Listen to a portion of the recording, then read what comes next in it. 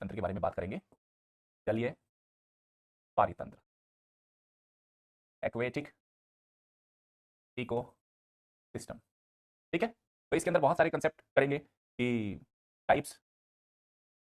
Types of aquatic ecosystem, इस पे हम बात करेंगे, अच्छे से समझेंगे। ओके, हम बात करेंगे झील क्या होती है, आपने नाम सुना होगा, झील के बारे में बात करेंगे, लेक के बारे में बात करेंगे। आपने बहुत बार आर्द्र भूमि शब्द सुना होगा, आर्द्र भूमि जिसको आप बोलते हो वेटलैंड, इन सब के बारे में बात करेंगे। झील का वेटलैंड में डिफरेंस क्या है ना, ये सारे मुद्दे आज की हमारी क्लास में हम करने वाले हैं। ठीक है, शुरू करते हैं अभी, है ना। आपने मुझे प्रयागराज में देखा था, धन्यवाद। ठीक है, हाँ, चलते बच्चा, अभी थोड़ा शुरुआत करते हैं। अभी तक मोटा मोटा आपको समझ में आ गया हम क्या क्या कर चुके हैं। लास्ट क्लास के अंदर हमने क्या कर लिया था बच्चा, हमने न्यूट्रिशन साइकिल वाला हो गया, इकोलॉजिकल सक्सेशन हमने बहुत अच्छे से देख लिया, आपको बहुत प्यारी प्यारी दो कहानियां मैंने सुना दी थी। प्रीलिम्स का स्ट्रेटजी, हाँ हाँ, प्रीलिम्स का स्ट्रेटजी कराएंगे बच्चा, अभी 2 दिन की छुट्टी के बाद आए, वापस से शुरुआत करते हैं। तो अभी तक हम क्या कर चुके हैं, शुरुआत से ही, क्योंकि मेरी आदत है बच्चा, 1 वीक के बाद मिल रहे हैं। इकोसिस्टम के बारे में हमने पढ़ा, हमने एनवायरमेंट के बारे में पढ़ा, ताकि आपको भी समझ में आए ना कि हम क्या क्या पढ़ चुके हैं। और इकोलॉजी के बारे में हमने पढ़ा, फिर हमने level of organization in ecology देखा था हमने, पारिस्थितिकी के अंदर संगठन। ठीक है, इसमें हमने IPCE2B वाला कंसेप्ट बहुत अच्छे से देख लिया था। उसके बाद हमने function of ecosystem, functions of ecosystem की बात करी थी। ओके, हमने फूड चेन की बात की, हमने फूड वेब की बात की, हमने इकोलॉजिकल पिरामिड की बात की। ओके, उसके बाद हमने पोषण चक्रों की बात की, पोषण चक्र हमने देखे थे, गैसीय और अवसादी पोषण चक्र हमने देख लिए थे। उसके बाद हमने बचा इकोलॉजिकल सक्सेशन वाला कंसेप्ट देखा था। और इन सारे टॉपिक पे अभी तक मैंने जितने टॉपिक कराए सब पे हमने यूपीएससी के PYQs भी देखे। ओके, आपके दिमाग की बत्ती हमने जला के देखी थी। ठीक है,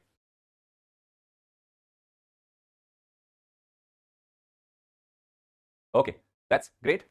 तो आज हम थोड़ा सा आगे चलते हैं बच्चा, है ना, थोड़ा सा आगे चलते हैं आज के सेशन में। देखो, अगर मैं मोटा मोटा कहूं, पारितंत्र का वर्गीकरण, पारितंत्र का वर्गीकरण अगर हम करें, इंग्लिश में लिखेंगे क्लासिफिकेशन ऑफ इकोसिस्टम। भाई आपने देखे, पारितंत्र या तो समुद्र में होगा या स्थल में होगा, या तो स्थल पे है या जल के अंदर है बच्चा, 2 ही टाइप के हैं हमारे पास। स्थलीय पारितंत्र यानी कि जो जीव है उनका आपस में संबंध, पर्यावरण के साथ संबंध, या तो हमें स्थल पे देखने को मिल रहा है, भाई हम स्थल पे कितने सारे जीव को देख रहे हैं, हिरण को, हाथी को, बहुत सारे पक्षियों को देख रहे हैं, या जल के अंदर देख रहे हैं। कहीं आसमान में तो हमने नहीं देखे 500 हाथी उड़ रहे हैं, ये देखो 500 हाथी उड़ रहे हैं कैसे खेल रहे हैं, नहीं, मतलब वायुमंडल में ऐसा कोई जीवन नहीं है। तो आपको जो जीव आपस में अंतरक्रिया कर रहे हैं, या तो वो स्थल पे कर रहे हैं या वो जल में कर रहे हैं, तो मोटा मोटा हम उसको 2 कैटेगरी में हमने डिवाइड कर दिया, स्थलीय पारितंत्र और दूसरा क्या है बच्चा, जलीय पारितंत्र। ये मैंने आपको पहले भी बताया था, है ना। जलीय पारितंत्र, स्थलीय पारितंत्र को इंग्लिश में बोलते हैं बच्चा टेरेस्ट्रियल इकोसिस्टम। इंग्लिश भी याद रखनी है हमें। ओके, 2 फायदा होंगे ना, आपकी इंग्लिश भी इंप्रूव हो जाएगी। दूसरा, एक्वेटिक इकोसिस्टम।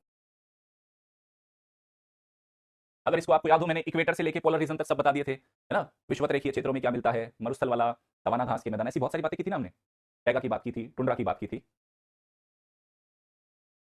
चलिए, तो इसको हमने मोटा मोटा कैसे देखा था बच्चा, बताओ, घास पारितंत्र। ओके, इसको फिर हमने क्या देखा था, वन पारितंत्र और मरुस्थल पारितंत्र, ये हमने देखा था। ये जो जलीय पारितंत्र है, अगर आपको याद हो, मैंने इसको 2 कैटेगरी में डिवाइड करा के बताया था आपको, स्वच्छ जल पारितंत्र, इसमें मैंने आपको लोटिक लेंटिक बताया था। इधर दूसरा क्या है बच्चा, खारा जल, है ना, लवणीय जल, जल पारितंत्र। ओके, तो इसको फ्रेश वाटर इकोसिस्टम,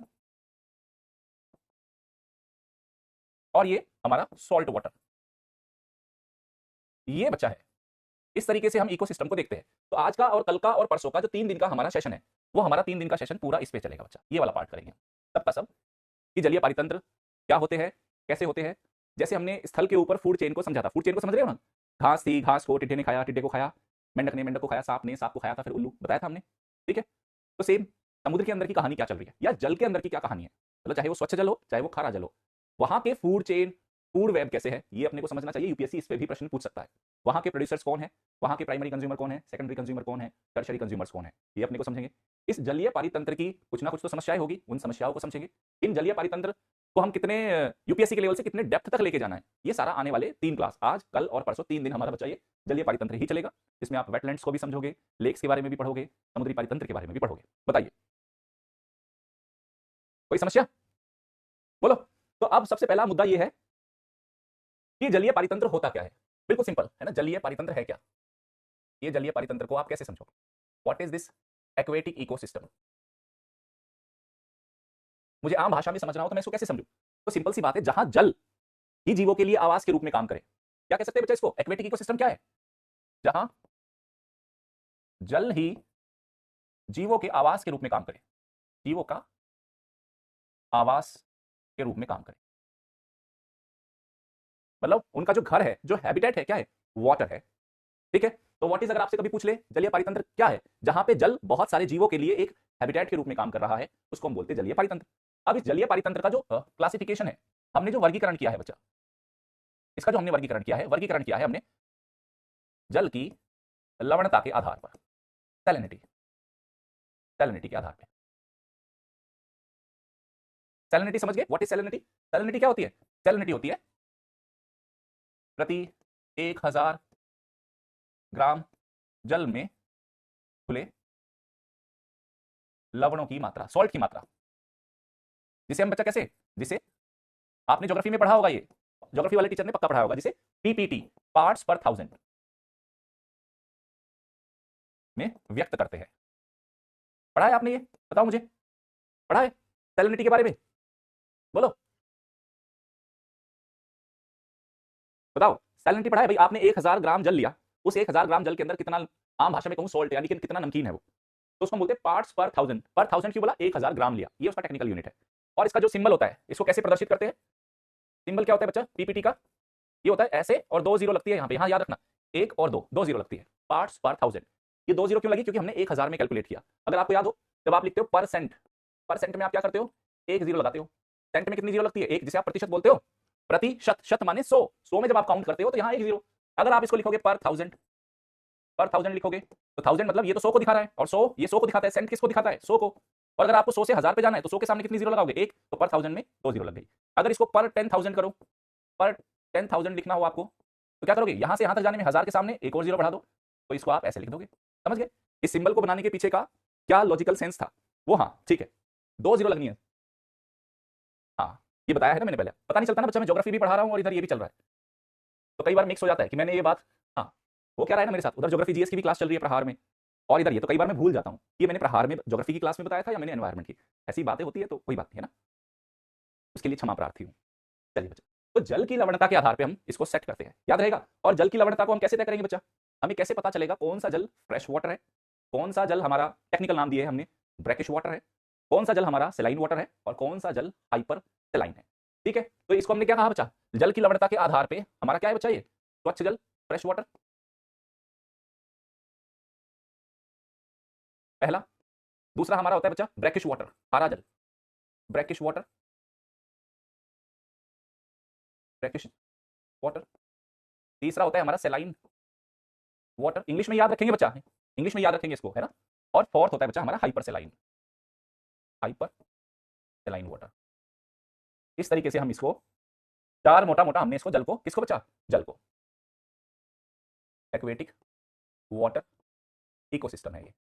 कौन से 4 टाइप है बताओ जरा मुझे, कौन से 4 टाइप है? पहला टाइप दिमाग में मेरे साथ रिकॉल करो कि सर पहला टाइप है फ्रेश वाटर, दूसरा टाइप है ब्रैकिश वाटर, तीसरा टाइप है सेलाइन वाटर, चौथा टाइप है हाइपर सेलाइन। और ये हमने बच्चा किस आधार पे किया? उस जल में कितना लवण घुला हुआ है। अब बताइए, अगर मैं कहूं 5 पार्ट्स पर थाउजेंड से कम है, कितना बच्चा? 5 पार्ट्स पर थाउजेंड से कम है, मतलब प्रति 1000 ग्राम जल में 5 ग्राम से कम सॉल्ट है, नमक है, तो उसको हम क्या बोलते हैं? वो फ्रेश वाटर है। ठीक है, अगर ये 5 से 30 है, ये वाला, अगर उसकी सैलिनिटी 5 पार्ट्स पर थाउजेंड से 30 पार्ट्स पर थाउजेंड है, ये इंटरनेशनल स्टैंडर्ड है बच्चा, तो मैं आपको ये लिखवा रहा हूं ना, ये अंतरराष्ट्रीय मानक है। आपको कुछ किताबों में हो सकता है ये 35 तक लिखा हुआ मिल जाए, लेकिन मैं यहाँ इंटरनेशनल जो स्टैंडर्ड है हम उसी को मेंटेन कर रहे हैं।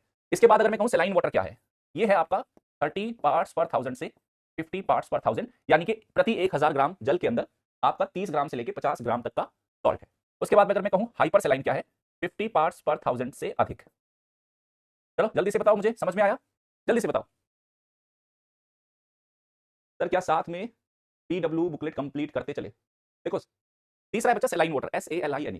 पहले जो मैं करा रहा हूं, पहले तो वो करो, उसके बाद अगर आपको टाइम मिल जा रहा है तो कोई भी बुकलेट करो। पहली प्राथमिकता आपकी क्लास ही रहेगी, इस चीज को याद रखना। पहली प्राथमिकता क्या रहेगी? आपकी क्लास रहेगी। चलो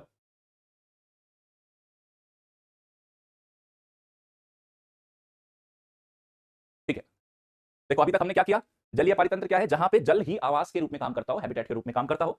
इस आधार पे हम फिर जलीय पारितंत्र का वर्गीकरण कैसे करेंगे? वर्गीकरण का आधार है हमारे पास सैलिनिटी, याद रखना सैलिनिटी क्या होती है, फिर मैंने आपको सैलिनिटी बताई जो आपने ज्योग्राफी में भी पढ़ी होगी, और सैलिनिटी के आधार पे हम किसी जलीय पारितंत्र का विभाजन कर रहे हैं। स्वच्छ जल पारितंत्र जहां 5 पार्ट्स पर 1000 से कम है, ब्रैकिश 5 से 30, सैलाइन SALINE 30 से 50 और हाइपर सैलाइन 50 से ज्यादा। बता ब्रैकिश वाटर मतलब आपने 1000 ग्राम जल लिया, अरे भाई पानी की एक बोतल ले लिया आपने, सपोज करो पानी की बोतल है, इसमें 1 लीटर पानी आ रहा है, समझो बच्चा 1 लीटर पानी है, 1000 ग्राम पानी है, तो ब्रैकिश का मतलब क्या है, अगर मैं इसके अंदर 5 ग्राम से लेके 30 ग्राम तक इसमें नमक घोल दूं, आम भाषा में बता रहा हूं, बिल्कुल आम भाषा में, इसके अंदर मैं 5 ग्राम से लेकर 30 ग्राम तक का पानी घोल दूं, ओ नमक घोल दूं, तो ये क्या बन जाएगा, ब्रैकिश। अगर मैं 30 ग्राम से 50 ग्राम तक का नमक डाल दूं इसी 1 लीटर की बोतल के अंदर 1000 ग्राम जल के अंदर, तो ये क्या बन जाएगा, सलाइन वाटर। उसके बाद अगर मैं कहूं इसके अंदर अगर मैं 50 ग्राम से ज्यादा, बिल्कुल ऐसा लगेगा कड़वा हो गया, आप बोलेंगे अरे क्या खारा पानी पिला दिया, दिस इज, मैं ये बोलना चाह रहा हूं बच्चा, बोलो इतनी बात समझ में आई, दैट्स ग्रेट। तो हम इसको ऐसे ही एक क्लासिफिकेशन तो ये हो गया।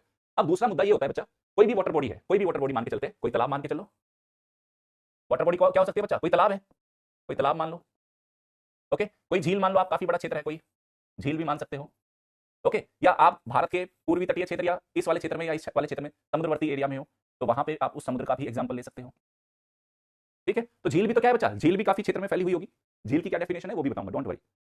उसी के हिसाब से फिर तालाब भी काफी क्षेत्र में फैला हुआ होगा, तो इसकी गहराई भी है बच्चा, इसकी चौड़ाई भी है, और ये ऐसे दूर तक फैला हुआ भी होगा, आर यू गेटिंग, लंबाई ऐसे, मतलब ये एक वॉल्यूम है, जल क्या होता है, एक आयतन होता है जिसमें लंबाई भी चौड़ाई भी गहराई भी फैला हुआ है, ठीक है।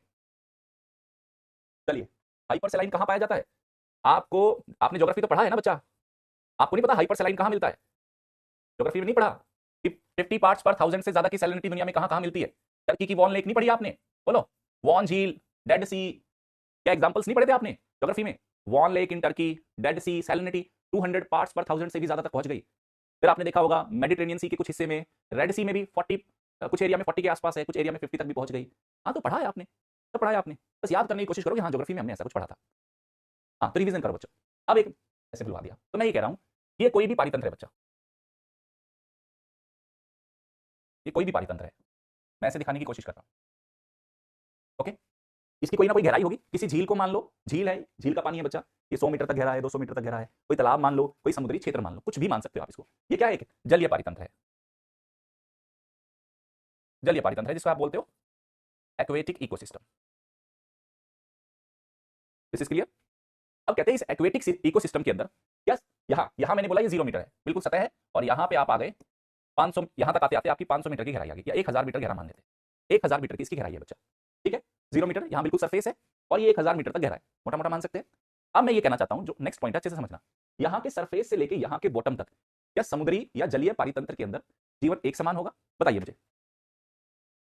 क्या यहाँ सतह से लेके, जीरो को क्या मैं बोलूँ बच्चा, सतह, और इसके ऊपर क्या है, इसके ऊपर फैला हुआ है एटमॉस्फेयर, यहाँ ऊपर क्या है, वायुमंडल है, ये ऊपर वायुमंडल है, और आप पानी की सतह पे हो, किसी तालाब के ऊपर वाली सरफेस, तालाब में कूद जाओगे तो नीचे डूब भी सकते हो, कूदना मत है ना, तो ये सतह है, इस सतह से इसको बिल्कुल क्या बोलूंगा मैं, नितल है, ये बॉटम है उसका, ठीक है, दिस इज सरफेस और दिस इज बॉटम। कोई डाउट किसी को किसी भी तरह का बताओ, यहां से लेके यहां तक कोई डाउट। अब मैं क्या कह रहा हूं, यहां से लेके क्या यहां तक सब जगह एक जैसे जीव मिलेंगे या अलग अलग मिलेंगे, ठीक है, एक जैसा मिलेगा या नहीं मिलेगा, एक जैसा नहीं मिलेगा, नहीं मिलेगा, तो हम क्या कहते हैं, जलीय पारितंत्र में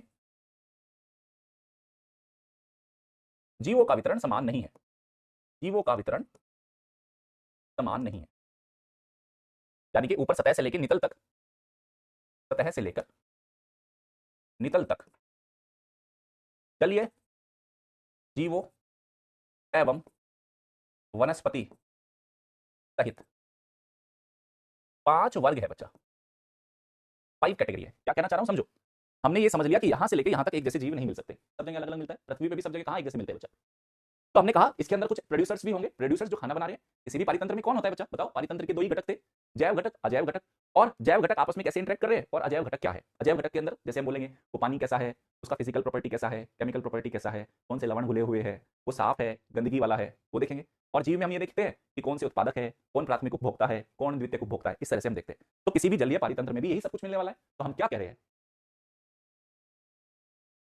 अच्छा समान नहीं है ये, सॉरी बच्चा है ना, समान नहीं है, सॉरी राइटिंग में कई बार हो जाता है, समान नहीं है, तो हमने 5 वर्ग बनाए, 5 वर्ग बनाए, सबसे पहला है न्यूस्टन,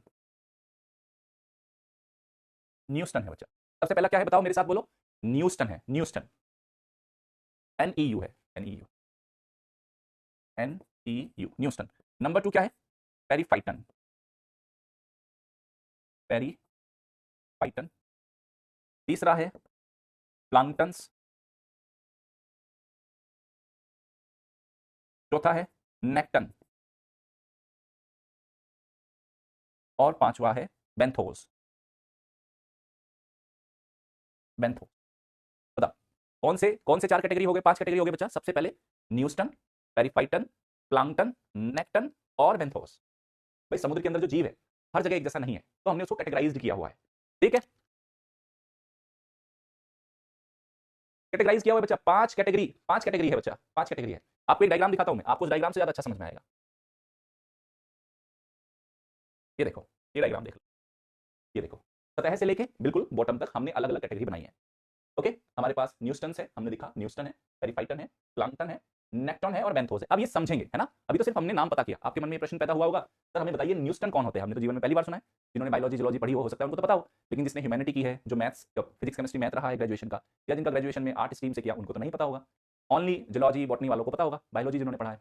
तो ये हमारे 5 है बच्चा। तो सबसे पहले जानते हैं न्यूस्टन कौन होते हैं। कौन, किसकी बात करते हैं बच्चा? न्यूस्टन की बात करते हैं। ये न्यूस्टन कौन है? न्यूस्टन कौन है? देखो, इसके ऊपर क्या है? वायुमंडल। सतही जल के ऊपर क्या है? वायुमंडल। यानी कि जहां वायुमंडल और जल का सरफेस, तो ये पानी है, पानी है, ये मान के चलो। बाहर आपने एक टब के अंदर पानी डाल दिया, आपके घर में एक बाल्टी है, एक टब है, ये मान के चलो वो एक इकोसिस्टम के जैसे है। अब उसका जो ऊपर वाला सरफेस है उसके ऊपर तो क्या है? एटमॉस्फेयर है, वायुमंडल की एयर उसके साथ इंटरेक्ट करेगी। तो न्यूस्टन बेसिकली क्या करते हैं बच्चा? जहां जल और वायुमंडल आपस में इंटरेक्ट कर रहे हैं, उस वाली लेयर में जो भी जीव मिल रहे हैं उसको हम क्या बोलते हैं? न्यूस्टन मिलते हैं, बोलते हैं। आपने बहुत सारे मच्छर देखे होंगे, मच्छर देखे क्या? मच्छर क्या करते हैं? पानी के सरफेस पे जाके बैठ गए। तो पानी और वायुमंडल दोनों के जहां पे इंटरेक्ट कर रहे हैं, ऐसे और बहुत सारे कीट होते हैं जो जल के और वायुमंडल के अंतरक्रिया क्षेत्र में मिलते हैं। हाँ, कोई बात नहीं बच्चा, बहुत सारी चीजें हम पहली बार ही समझेंगे सुनेंगे। तो बताओ, न्यूस्टन की कहानी समझ में आई आप लोगों को? न्यूस्टन कौन है? वायु और जल के अंतरक्रिया क्षेत्र पे, वायु व जल का अंतःक्रिया क्षेत्र। डायग्राम देखना चाहोगे? डायग्राम देखना चाहोगे इसका? न्यूस्टन का डायग्राम दिखाता हूं मैं आपको। ये देख लो, ये डायग्राम देखो। ये पानी के सरफेस पे दिख रहा है आपको, पानी और उसके ऊपर वायुमंडल है। तो बिल्कुल सरफेस पे आपके बहुत सारे क्या है? ये जो जीव मिल रहे हैं, इनको हम क्या बोलते हैं? न्यूस्टन, जो जल और वायु के अंतःक्रिया क्षेत्र में मिलते हैं। समझ में आ रहा है थोड़ा बहुत? बताओ। और अपना मैक्सिमम टाइम यहीं पे बिताते हैं। बोलिए। दूसरा, चलो आपको समझ में आ गया, वेरी गुड। दूसरा हमारे पास कौन सी कैटेगरी आई? दूसरी कैटेगरी आई हमारे पास पेरीफाइटन, पेरीफाइटन। अच्छा, आपने कई कई बार देखा होगा ना, कुछ जलमग्न पेड़ पौधे होते हैं, जलमग्न पेड़ पौधे। या आपने पानी में डूबे हुए कुछ पत्थर भी देखे होंगे कहीं आपने, सुनो बच्चों, जलमग्न पेड़ पौधे देखे, और उन पेड़ों के तने पे आपने देखा होगा, है ना, कुछ छोटे छोटे अजीब सा एक लेयर चढ़ गई, बाकी सारी है ना काई जैसी या कुछ इस टाइप की। या आपने कई बार पानी में डूबे हुए पत्थर देखे होंगे, और उसमें आपने देखा होगा उस पर पैर रखते हो तो आप फिसल जाते हो, फिसल जाते हो। बताओ। तो ये सब किसको बोलते हैं बच्चा? ये सब क्या है? पेरीफाइटन है। This is periphyton. तो कहाँ मिल रहे हैं? जलमग्न पेड़ पौधों के तनों व पत्तियों पर, तनों पर मिल जाएंगे, उस पर मिल जाएंगे। और जलमग्न सतह पर, कोई सरफेस है जलमग्न सतह है, उस पर ये मिल जाएंगे। दिखाता हूँ, डायग्राम दिखाता हूँ, डायग्राम से आपको ज्यादा अच्छा समझ में आएगा। ये डायग्राम दिखाते हैं, ये देखो बच्चा, ये पानी है, पानी के अंदर कोई सरफेस है, ये पूरा डूबा हुआ है, सब कुछ ग्रीनिश ग्रीनिश दिखाई दे रहा है ना आपको? Green green green green green green, जो सब कुछ आपको दिखाई दे रहा है, ये सब क्या है बच्चा? ये पेरीफाइटन है, पेरीफाइटन है। अब पेरीफाइटन बच्चा 2 टाइप के होते हैं। कुछ पेरीफाइटन अपना भोजन खुद बना लेते हैं, कुछ पेरीफाइटन नहीं बना पाते। तो बेसिकली क्या, एक मिक्स्ड टाइप का है, स्वपोषी और परपोषी का मिक्स्ड टाइप का है ये। ठीक है, बताइए। और हाँ, इनके 2 काम होते हैं बच्चा। आप इनको ये मत सोचना कि बेकार चीज है। आप कभी भी पेरीफाइटन को ये मत सोचना कि हम तो पैर रखते हैं हम फिसल जाते हैं। अरे लास्ट टाइम मौसी का हड्डी टूट गया था, मैंने किसी तालाब में पैर रखा और 6 महीने के लिए बेड रेस्ट पे चले गए, कितना बुरा होता है ये। नहीं, पेरीफाइटन हमारे लिए बुरा हो सकता है, लेकिन उस जलीय पारितंत्र के लिए काफी अच्छा है। ये 2 काम करते हैं बच्चा। पहला, ध्यान से समझना, ये उस जलीय पारितंत्र के बहुत सारे जीव होते हैं, वो इनको अपना एज ए फूड यूज करते हैं, है ना। छोटी छोटी मछलियां होगी, इनको कुचलती रहेगी, है ना। कोई छोटे मोटे जीव होंगे, कोई मेंढक होगा, वो इनका अपना एज ए भोजन बनाते हैं। दूसरा, ये किसी भी जलीय पारितंत्र को शुद्ध बनाने में काफी हेल्प करते हैं। अगर उस जलीय पारितंत्र के अंदर कुछ भी आपका प्रदूषक आ गया जो उसकी जलीय पारितंत्र की क्वालिटी को खराब कर सकता है, तो ये उसको अवशोषित भी करते हैं, उस जलीय पारितंत्र को स्वच्छ बनाने में भी हेल्प करते हैं। हाँ, स्लिप बहुत तेज करता है बच्चा, समझ गए? तो ये दूषित पदार्थों को अवशोषित करते हैं, और दूसरा, जलीय जीवों के लिए भोजन का कार्य करते हैं। क्या लिखेंगे हम इसके बारे में? 2 लाइन लिख लेंगे पेरीफाइटन के बारे में। और क्या लिखेंगे यहाँ पे? इसके बारे में लिखेंगे पहला पॉइंट कि क्या है? जलीय जीवों के लिए भोजन, जलीय जीवों का भोजन है ये। दूसरा, ये क्या करते हैं बच्चा? दूषित पदार्थों को अवशोषित करते हैं, अवशोषित, ठीक है। और ये स्वपोषी और परपोषी का मिश्रण है।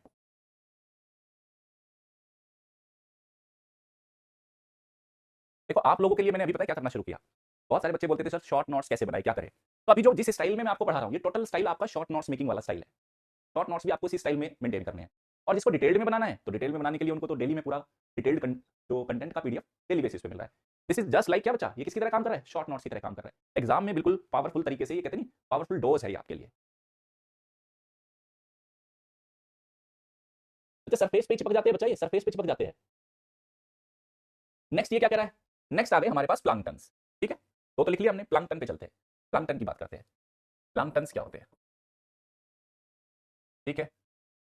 प्लांक, हिंदी में आप इनको प्लवक भी बोलते हो, प्लवक भी बोलते हैं। ये दो तरह के होते हैं बच्चा। प्लांकटन्स के आपने नाम सुना होगा, फाइटोप्लांक्टन, पादप प्लवक, और सेकंड क्या है, जू प्लांक्टन, जंतु प्लवक, ठीक है। ये फ्लोटिंग पोजीशन में मिलते हैं। तो ये जो पादप प्लवक है ये क्या करते हैं बच्चा, ये उत्पादक है, जलीय पारितंत्र के उत्पादक, उत्पादकों की भूमिका यही निभाते हैं, ठीक है। ये क्या है, उपभोक्ता की तरह है, प्राथमिक उपभोक्ता के जैसा है, ठीक है। इसके अंदर आप देखो बच्चा, जलीय पारितंत्र के अंदर उत्पादक कौन होते हैं समझते हैं। आपने नाम सुना होगा, शैवाल का नाम सुना है आपने बच्चा, शैवाल, एल्गी जिसको आप बोलते हो, एल्गी का नाम आप सभी ने सुना होगा, ठीक है। नील हरित शैवाल भी आपने सुना होगा, ब्लू ग्रीन एल्गी, नील हरित शैवाल, ये सब नाम सुने आपने। एक और होता है बच्चा डाइटम, डाइटम, ये सब क्या है, जलीय पारितंत्र के अंदर ये प्रोड्यूसर्स है, फाइटोप्लैंक्टन, ठीक है। और फ्लोटिंग पोजीशन में है, फ्लोटिंग मतलब जिधर जल जा रहा है उसी के साथ साथ ये भी उसके साथ बहने लगते हैं, ओके। उसके बाद यहां पे देखते हैं बच्चा, यहां पे चलते हैं, यहां पे चलते हैं पूरा। ये क्या करते हैं, इनसे अपना भोजन लेते हैं, किस पे डिपेंडेंट है, इनसे अपना भोजन लेते हैं, भोजन के लिए इन पर निर्भर है। बताओ ये समझ में आ गया। जैसे क्रस्टेशियंस आपने नाम सुना होगा, क्रस्टेशियन आपने नाम सुना होगा, एग्जांपल है क्रस्टेशियंस, क्रस्टेशियंस आपने नाम सुना होगा। तो ये उत्पादक, ये प्राथमिक उपभोक्ता की तरह काम कर रहे हैं। इनको कौन खाएगा बच्चा, इन प्लांक्टन्स को कौन खाएगा, कोई छोटे जीव, छोटी मछलियां, उन छोटी मछलियां को फिर कौन खाएगी, बड़ी मछली खाएगी। इस तरीके से समुद्री पारितंत्र काम करता है। तो यूपीएससी कुछ भी पूछ सकता है, वो आपको एक ऑर्डर दे देगा, समुद्री पारितंत्र का एक ऑर्डर दे देगा। देखो शैवाल हर कोई पहचान लेता है, नील हरी शैवाल को भी पहचान लेगा, हो सकता है वो आपके सामने डाइटम को दे दे, पहले डाइटम, फिर क्रस्टेशियंस, फिर किसी मछली का नाम, फिर बड़ी मछली का नाम, ऐसे दे सकता है। या वो ऐसे लिख सकता है, पहले लिख देगा क्रस्टेशियन, फिर लिख देगा डाइटन, फिर किसी एक छोटी मछली का नाम, फिर एक बड़ी मछली का नाम, और वो आपसे पूछेगा सही क्रम क्या है। तो सही क्रम किसी भी फूड चेन में क्या होता है, उत्पादक से उपभोक्ताओं की ओर चलता है। ट्रॉफिक लेवल याद है ना आपको, ट्रॉफिक लेवल मैंने आपको बताया था, कितने बच्चों को याद है बताओ मुझे, कितने बच्चों को पोषण स्तर याद है, पोषण स्तर याद है ना आप लोगों को, बताओ बच्चा। यहाँ पे हमने trophic level 1, trophic level 2, trophic level 3, trophic level 4 ऐसे किया था, ऐसे मैंने आपको डायग्राम बनाया था। और एक ट्रॉफिक लेवल से दूसरे ट्रॉफिक लेवल के अंदर क्या हो रहा था बच्चा, यहाँ से यहाँ तक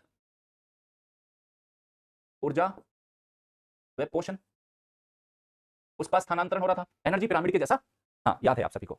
तो ये कहता है ये सेम वैसे ही करेंगे। तो समुद्री पारितंत्र के अंदर जो ट्रॉफिक लेवल 1 है बच्चा, ये है बच्चा वो। ट्रॉफिक लेवल 2 में आ गई क्रस्टेशियंस, फिर यहाँ जाएंगे छोटी मछलियां, फिर बड़ी मछली, फिर और बड़ी, शार्क मछलियां, वेल मछलियां, जैसे हम उधर देख रहे थे क्या आ गया था, शेर आ गया था, चीता आ गया था सबसे ऊपर। यहाँ क्या आएगी, वेल मछली आ जाएगी ट्रॉफिक लेवल 5 में, है ना, शार्क मछली आ जाएगी, टाइगर शार्क, ग्रे शार्क, ऐसा ऐसा सब कुछ आ जाएगा। हाँ बताओ, बोलिए। तो मैं आपको दिखा देता हूँ एक बार, है ना, एक बार मैं आपको दिखा देता हूँ, मैं एक डायग्राम के जरिए इसको आपको समझाने की कोशिश करता हूँ। ये समझो बच्चे, ये हमारा समुद्री पारितंत्र है या जलीय पारितंत्र, इसको हम ऐसे मान लेते हैं। सबसे पहले आते हैं प्राइमरी प्रोड्यूसर्स। प्राइमरी प्रोड्यूसर्स के अंदर कौन है, टाइटम आ गया, टाइटम आ गया, ग्रीन एल्गी आ गई, हरित शैवाल आ गया। ये अपना भोजन क्या कर सकते हैं बच्चा, खुद बना सकते हैं। ब्लू ग्रीन एल्गी आ गई, ब्लू ग्रीन एल्गी आ गई। ये नाम हो सकता है आपने आज पहली बार सुनाओ, डाइटम का नाम पहली बार सुनाओ, याद रखना। तो डाइटम, हरित शैवाल, नील हरित शैवाल, ये सब क्या है, हमारे प्राइमरी प्रोड्यूसर है, ये उत्पादक है। इन उत्पादकों का फिर प्राइमरी कंज्यूमर्स आएंगे। प्राइमरी कंज्यूमर्स जैसे मैंने आपको बताया, ये क्रस्टेशियंस आ गए बच्चा, पूरी जो श्रेणी को क्या बोलेंगे यहाँ पे हम, ये क्रस्टेशियंस, इसमें आ गया क्रस्टेशियन, जिसके अंदर आपने कभी नाम सुना होगा, क्रिल का नाम सुना होगा, KRILL, क्रिल। आपने नाम सुना होगा जेलीफिश, जेलीफिश, ठीक है। उसके बाद आपने नाम सुना होगा रेडियोलेरियन, ये पहली बार आपने नाम सुने होंगे लेकिन याद रखना पड़ेगा बच्चा, है ना। कोई बच्चा अगर फिजिक्स केमिस्ट्री मैथ से बीएससी किया है और उसको हम पहली बार अगर बोले क्या सामाजिक कल्याण क्या है, तो बोलेगा सामाजिक कल्याण क्या है, शब्द तो समझ में आता है लेकिन डिफाइन नहीं कर सकते। क्या हम बोलेंगे NNP क्या है, जीडीपी क्या है। तो मैथ्स वाला बच्चा अगर पहली बार लाइफ में जीडीपी जीएनपी सुन रहा होगा तो उसको नया नाम लगेगा। तो अगर आपने ये नहीं पढ़े तो पहली बार में नए लगेंगे, उस नएपन से आप बिल्कुल भी परेशान मत होना, है ना। क्रिल हो गया, जेलीफिश हो गया, रेडियोलेरियन हो गया, सबके सब क्रस्टेशियंस है बच्चा। इसके बाद क्या आएंगे, सेकेंडरी कंज्यूमर्स, द्वितीयक उपभोक्ता आ गए। सेकेंडरी जैसे आपने ईल का नाम सुना होगा, ईल, ईल नाम सुना है आपने कभी, ईल, ठीक है। आपने नाम सुना होगा स्क्विड, जो तटीय क्षेत्र में रहते हैं लोग उन्होंने नाम जरूर सुने होंगे, खाते भी है बच्चा लोग बाग इनको, स्क्विड, है ना। ये ईल आपको सांप जैसी दिखती है ये, लेकिन सांप नहीं होता, है ना, ईल है बच्चा ये, ठीक है। उसके बाद आ गया आपका मछली आ गई, येलो पार्च आ गया, एक और मछली आ गई, ठीक है। इनके ऊपर फिर बड़ी मछली आ गई, देखो बड़ी मछली आ गई, ये आपकी शार्क मछली आ गई। शार्क भी फिर कई तरह की होती है, ब्लू वेल आ जाएगी बच्चा, ब्लू वेल आ जाएगी, वेल आ जाएगी, इस तरह से होगा। जैसे शार्क मछलियां भी कई तरह की है, ग्रे शार्क, टाइगर शार्क, तो ऐसे चलता है बच्चा। प्रोड्यूसर से, प्राइमरी कंज्यूमर से, सेकेंडरी कंज्यूमर से, फिर ये फाइनली टर्शरी कंज्यूमर्स आ जाएंगे। यही हमारा समुद्री पारितंत्र या जलीय पारितंत्र इस तरीके से काम करता है, ठीक है। हाँ, क्रिल को और अच्छा इमेज दिखा देता हूं अगर आपको क्रिल आपको देखनी है। ये देखो बच्चा, यहाँ पे ये सबके सब जू प्लांक्टन है, ये सबके सब जू प्लांक्टन, जलीय पारितंत्र के अंदर वो जो सूक्ष्म जीव है ना, ये सबके सब वो है। देख रहे आपने, नहीं देखे होंगे, हमने तो स्थल के ही सारे नहीं देखे सर, जल के कैसे देखेंगे। चलो उसके बाद मैं आपको दिखा देता हूँ, एक और डायग्राम दिखा देता हूँ। क्रस्टेशियंस के अंदर क्या क्या आते हैं देख लो बच्चा, ब्राइन श्रिम्प हो गया बच्चा यहाँ पे, ओके, क्रिल हो गया यहाँ पे, क्रिल, हाँ एक बच्चे ने सही बोला सर, क्रिल का सूप भी पीते हैं, हाँ पीते हैं बच्चा। मेंटिस श्रिम्प हो गई, प्रॉन्स हो गए, प्रॉन्स आपने देखे होंगे ना, प्रॉन्स खाते हैं, झींगे, सुना नहीं भैया, झींगे खाते हैं। तो वो झींगे बच्चा आपके घर में जो चिर चिर चिर रात को करते हैं ना, वो वाले झींगे नहीं होते, वो इनको बोलते हैं दैट इज, ये वाला समुद्र वाला झींगा अलग है, और जो आपके घर के अंदर वो दो ऐसे उसके आगे वो बाल से निकले रहते हैं और वो रात को झिंगुर की आवाज निकालता है, वो झींगा अलग है। और जो आपने सुना है झींगों का अचार खाते हैं, झींगों का सूप पीते हैं, ये वो वाला झींगा है बच्चा, प्रॉन्स बोलते हैं उसको, ठीक है। हाँ, तो क्रिल हो गया, प्रॉन्स हो गया, पे फिश हो गई, ठीक है, ब्राइन श्रिम्प हो गया, ये सबके सब क्या है बच्चा, क्रस्टेशियन है, वो प्राथमिक उपभोक्ता वाली कैटेगरी के लोग हैं, याद रहेगा। हाँ, कोस्टल एरिया पे खूब खाते हैं बच्चा, और काफी महंगे महंगे भी आते हैं। ये झींगे भी फिर कई तरह के होते हैं, जाना कभी गोवा, साउथ इंडिया, तब देखने को मिलेगा बच्चा। घर में बैठे रहोगे तो कैसे मिलेगा, घर में बैठे रहोगे तो कैसे मिलेगा। तो ये सबके सब बच्चा इस कैटेगरी में आ गए, ये सबके सब क्या है, प्लांक्टन है, ये सबके सब क्या है, प्लांक्टन है, जिसको हम बोलते हैं प्लवक, सबका सब प्लांक्टन है। तो इसमें पादप प्लवक आ गए, और इसके अंदर जंतु प्लवक आ गए। और ये क्या करते हैं, जिधर पानी का बहाव होता है उसी के साथ चलते हैं। प्लवक मतलब तैरने, मतलब प्लवक मतलब फ्लोट कर रहे हैं पानी के साथ साथ, जैसे जल की गति है उसके साथ साथ ये भी। मछलियों की तरह ये तैर नहीं सकते। मछली तो क्या हो रहा है, पानी अगर इधर से चल रहा है और मछली बड़ी है तो अपोजिट डायरेक्शन में भी चल सकती है बच्चा। तो मछली क्या है, जलीय पारितंत्र के अंदर एक तैरने वाला जीव है। ये क्या है, उसके साथ ही फ्लोट करते रहते हैं, जैसे पानी ऐसे खुद नेचुरली जा रहा है तो पानी के साथ उसी डायरेक्शन में चल पड़ेंगे, ठीक है। बताओ आया समझ या नहीं आया, प्लवक के बारे में समझ में आया नहीं आया। तो अभी तक हम क्या देख चुके, न्यूस्टन देख चुके, सेकंड हमने पेरिफाइटन्स देखे थे बच्चा, थर्ड हमने देखे, हाँ अब ये वेज वर्सेस नॉन वेज चलने लगे ना लोग, अरे तुम वेजिटेरियन हो, नॉन वेजिटेरियन वाले अपने पक्ष देंगे, सब ठीक है बच्चा, है ना। मैंने आपको पहले भी बताया था, इस प्रकृति में कोई भी 100% मतलब नहीं रह सकता, 100% वेजिटेरियन होना इम्पॉसिबल है, नहीं हो सकते हम 100% वेजिटेरियन। कैसे हो जाओगे, दो चार मच्छर वच्छर को तो आप ऐसे ही मार देते होंगे, खाने में गिर गया कभी कुछ, चलता रहता है ये भाई। 100% वेजिटेरियन होना बड़ा मुश्किल है, ठीक है। अब बच्चे पूछ रहे सर आप बताओ आप कैसे हो, मेरे होने से क्या मेरी टीचिंग स्किल चेंज हो जाएगी, है ना। हाँ, मैंने बोल दिया वेजिटेरियन तो वेजिटेरियन वाले खुश हो जाएंगे, मैंने बोल दिया नॉन वेजिटेरियन तो नॉन वेजिटेरियन वालों को लगेगा अच्छा हमारे तो गुरुजी भी खाते हैं। वेजिटेरियन वाले जो विशुद्ध अपने आप को वेजिटेरियन बोलते हैं, देखो गुरु अच्छा, ये अच्छा इसलिए ही पढ़ा रहा है क्योंकि ये वेजिटेरियन है। हाँ, ऐसा मत सोचो बच्चा, सब लोग अपनी क्लाइमेटिक कंडीशंस के अकॉर्डिंग खाना खाते हैं ना, इसमें मुझे और अपने आप को बांध के मत चलो, ठीक है। चलो वैसे भी ये क्लास बच्चा वेजिटेरियन और नॉन वेजिटेरियन की क्लास नहीं है। फोर्थ क्या थे बच्चा, नेक्टन, नेक्टन को हिंदी में बोलते हैं तैरक, नाम से ही स्पष्ट है, तैरक मतलब ये तैरने में सक्षम है, तैरने में क्या है, सक्षम है, मतलब तैरने में सक्षम है। जैसे फिश इसका बेस्ट एग्जांपल है, जो फिश है जो इसका बच्चा मछली, मछली इसका बेस्ट एग्जांपल है। भाई पानी की धारा चल रही है, पानी की धारा में चाहे तो उधर तैर रहे, अगर पानी ऐसे आ रहा है और मछली इधर भी जा सकती है, पानी के साथ भी तैर सकती है, तो मछलियां क्या है, नेक्टन की कैटेगरी में आती है बच्चा, वो खुद तैरने में सक्षम है, ठीक है। चलो, तो तैरने में सक्षम मछलियां ही हो गई नेक्टन बच्चा। फिर आया बेंथोस, बेंथोस को मतलब बोलते हैं तलवासी, तलवासी मतलब किसी भी जलीय पारितंत्र की तली में मिलेंगे, जलीय पारितंत्र की तली में मिलने वाले हैं। जैसे सपोज करो ये कोई जलीय पारितंत्र है बच्चा, ये पानी पानी पानी था, तालाब था ये कोई, यहाँ इसकी तली में सपोज करो कोई केकड़ा है ना, केकड़ा बैठा है, क्रैब जिसको आप बोलते हो, कोई केकड़ा है, या और भी बहुत सारे जीव है जो उस जल की तली पे रहते हैं। तो क्रैब्स हो गए, सी स्टार हो गए, तो इसके अंदर क्या हो गया बच्चा, क्रैब हो गए। एग्जाम्पल में क्या है, केकड़े जिसको आप बोलते हो क्रैब्स, केकड़े हो गए बच्चा। और भी सी स्टार है, ये सब क्या है, तलवासी है, तली में बस टिके हुए आलसी टाइप के भैया, जिसको खाना है हमें यहीं आके खा के चले जाओ। तो ये कैसे है, क्या कह रहे हैं भाई, जिसको भी हमें खाने का मन है आओ तली से उठाओ और उठा के हमें ले जाओ। हम ऐसे मछलियों की तरह खुद तैर तैर के तुम्हारा खाना बनने के लिए नहीं आएंगे। ठीक है, ये लो बेंथोस है, बिल्कुल तली में है, ये केकड़ा है। तो केकड़ा अगर किसी को खाना है तो उस जलीय परितंत्र के बॉटम में जाना पड़ेगा, ये यहाँ रहना पसंद करता है। ठीक है, जैसे सीप हो गया या और भी आगे सी स्टार्स हो गए, तो वो सबके सब कहाँ रहते हैं बच्चा, तलवासी है। तो ये क्या है, बेंथोस है, तलवासी है। ये कौन से है, तैरक है, तैर सकते हैं ये। और ये कौन है, प्लवक है। प्लवक भी फिर मैंने आपको बताया था, जंतु पादप प्लवक और जंतु प्लवक।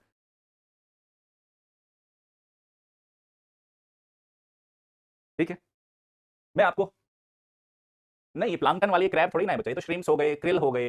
ये क्रैब है, बेंथोस है बच्चा। ये जो आपको दिख रहा है ना, ये कोई क्रैब नहीं है, ये क्रिल है, प्रॉन्स है। ठीक है, ये वो है बच्चा, ये अलग है। आप समझो बच्चा, जैसे मैं आपको एक अपना एग्जांपल बताता हूँ। एक बार गोवा में गया, पहली बार गोवा गया था, साल 2019 की बात है शायद, है ना, ईयर 2019।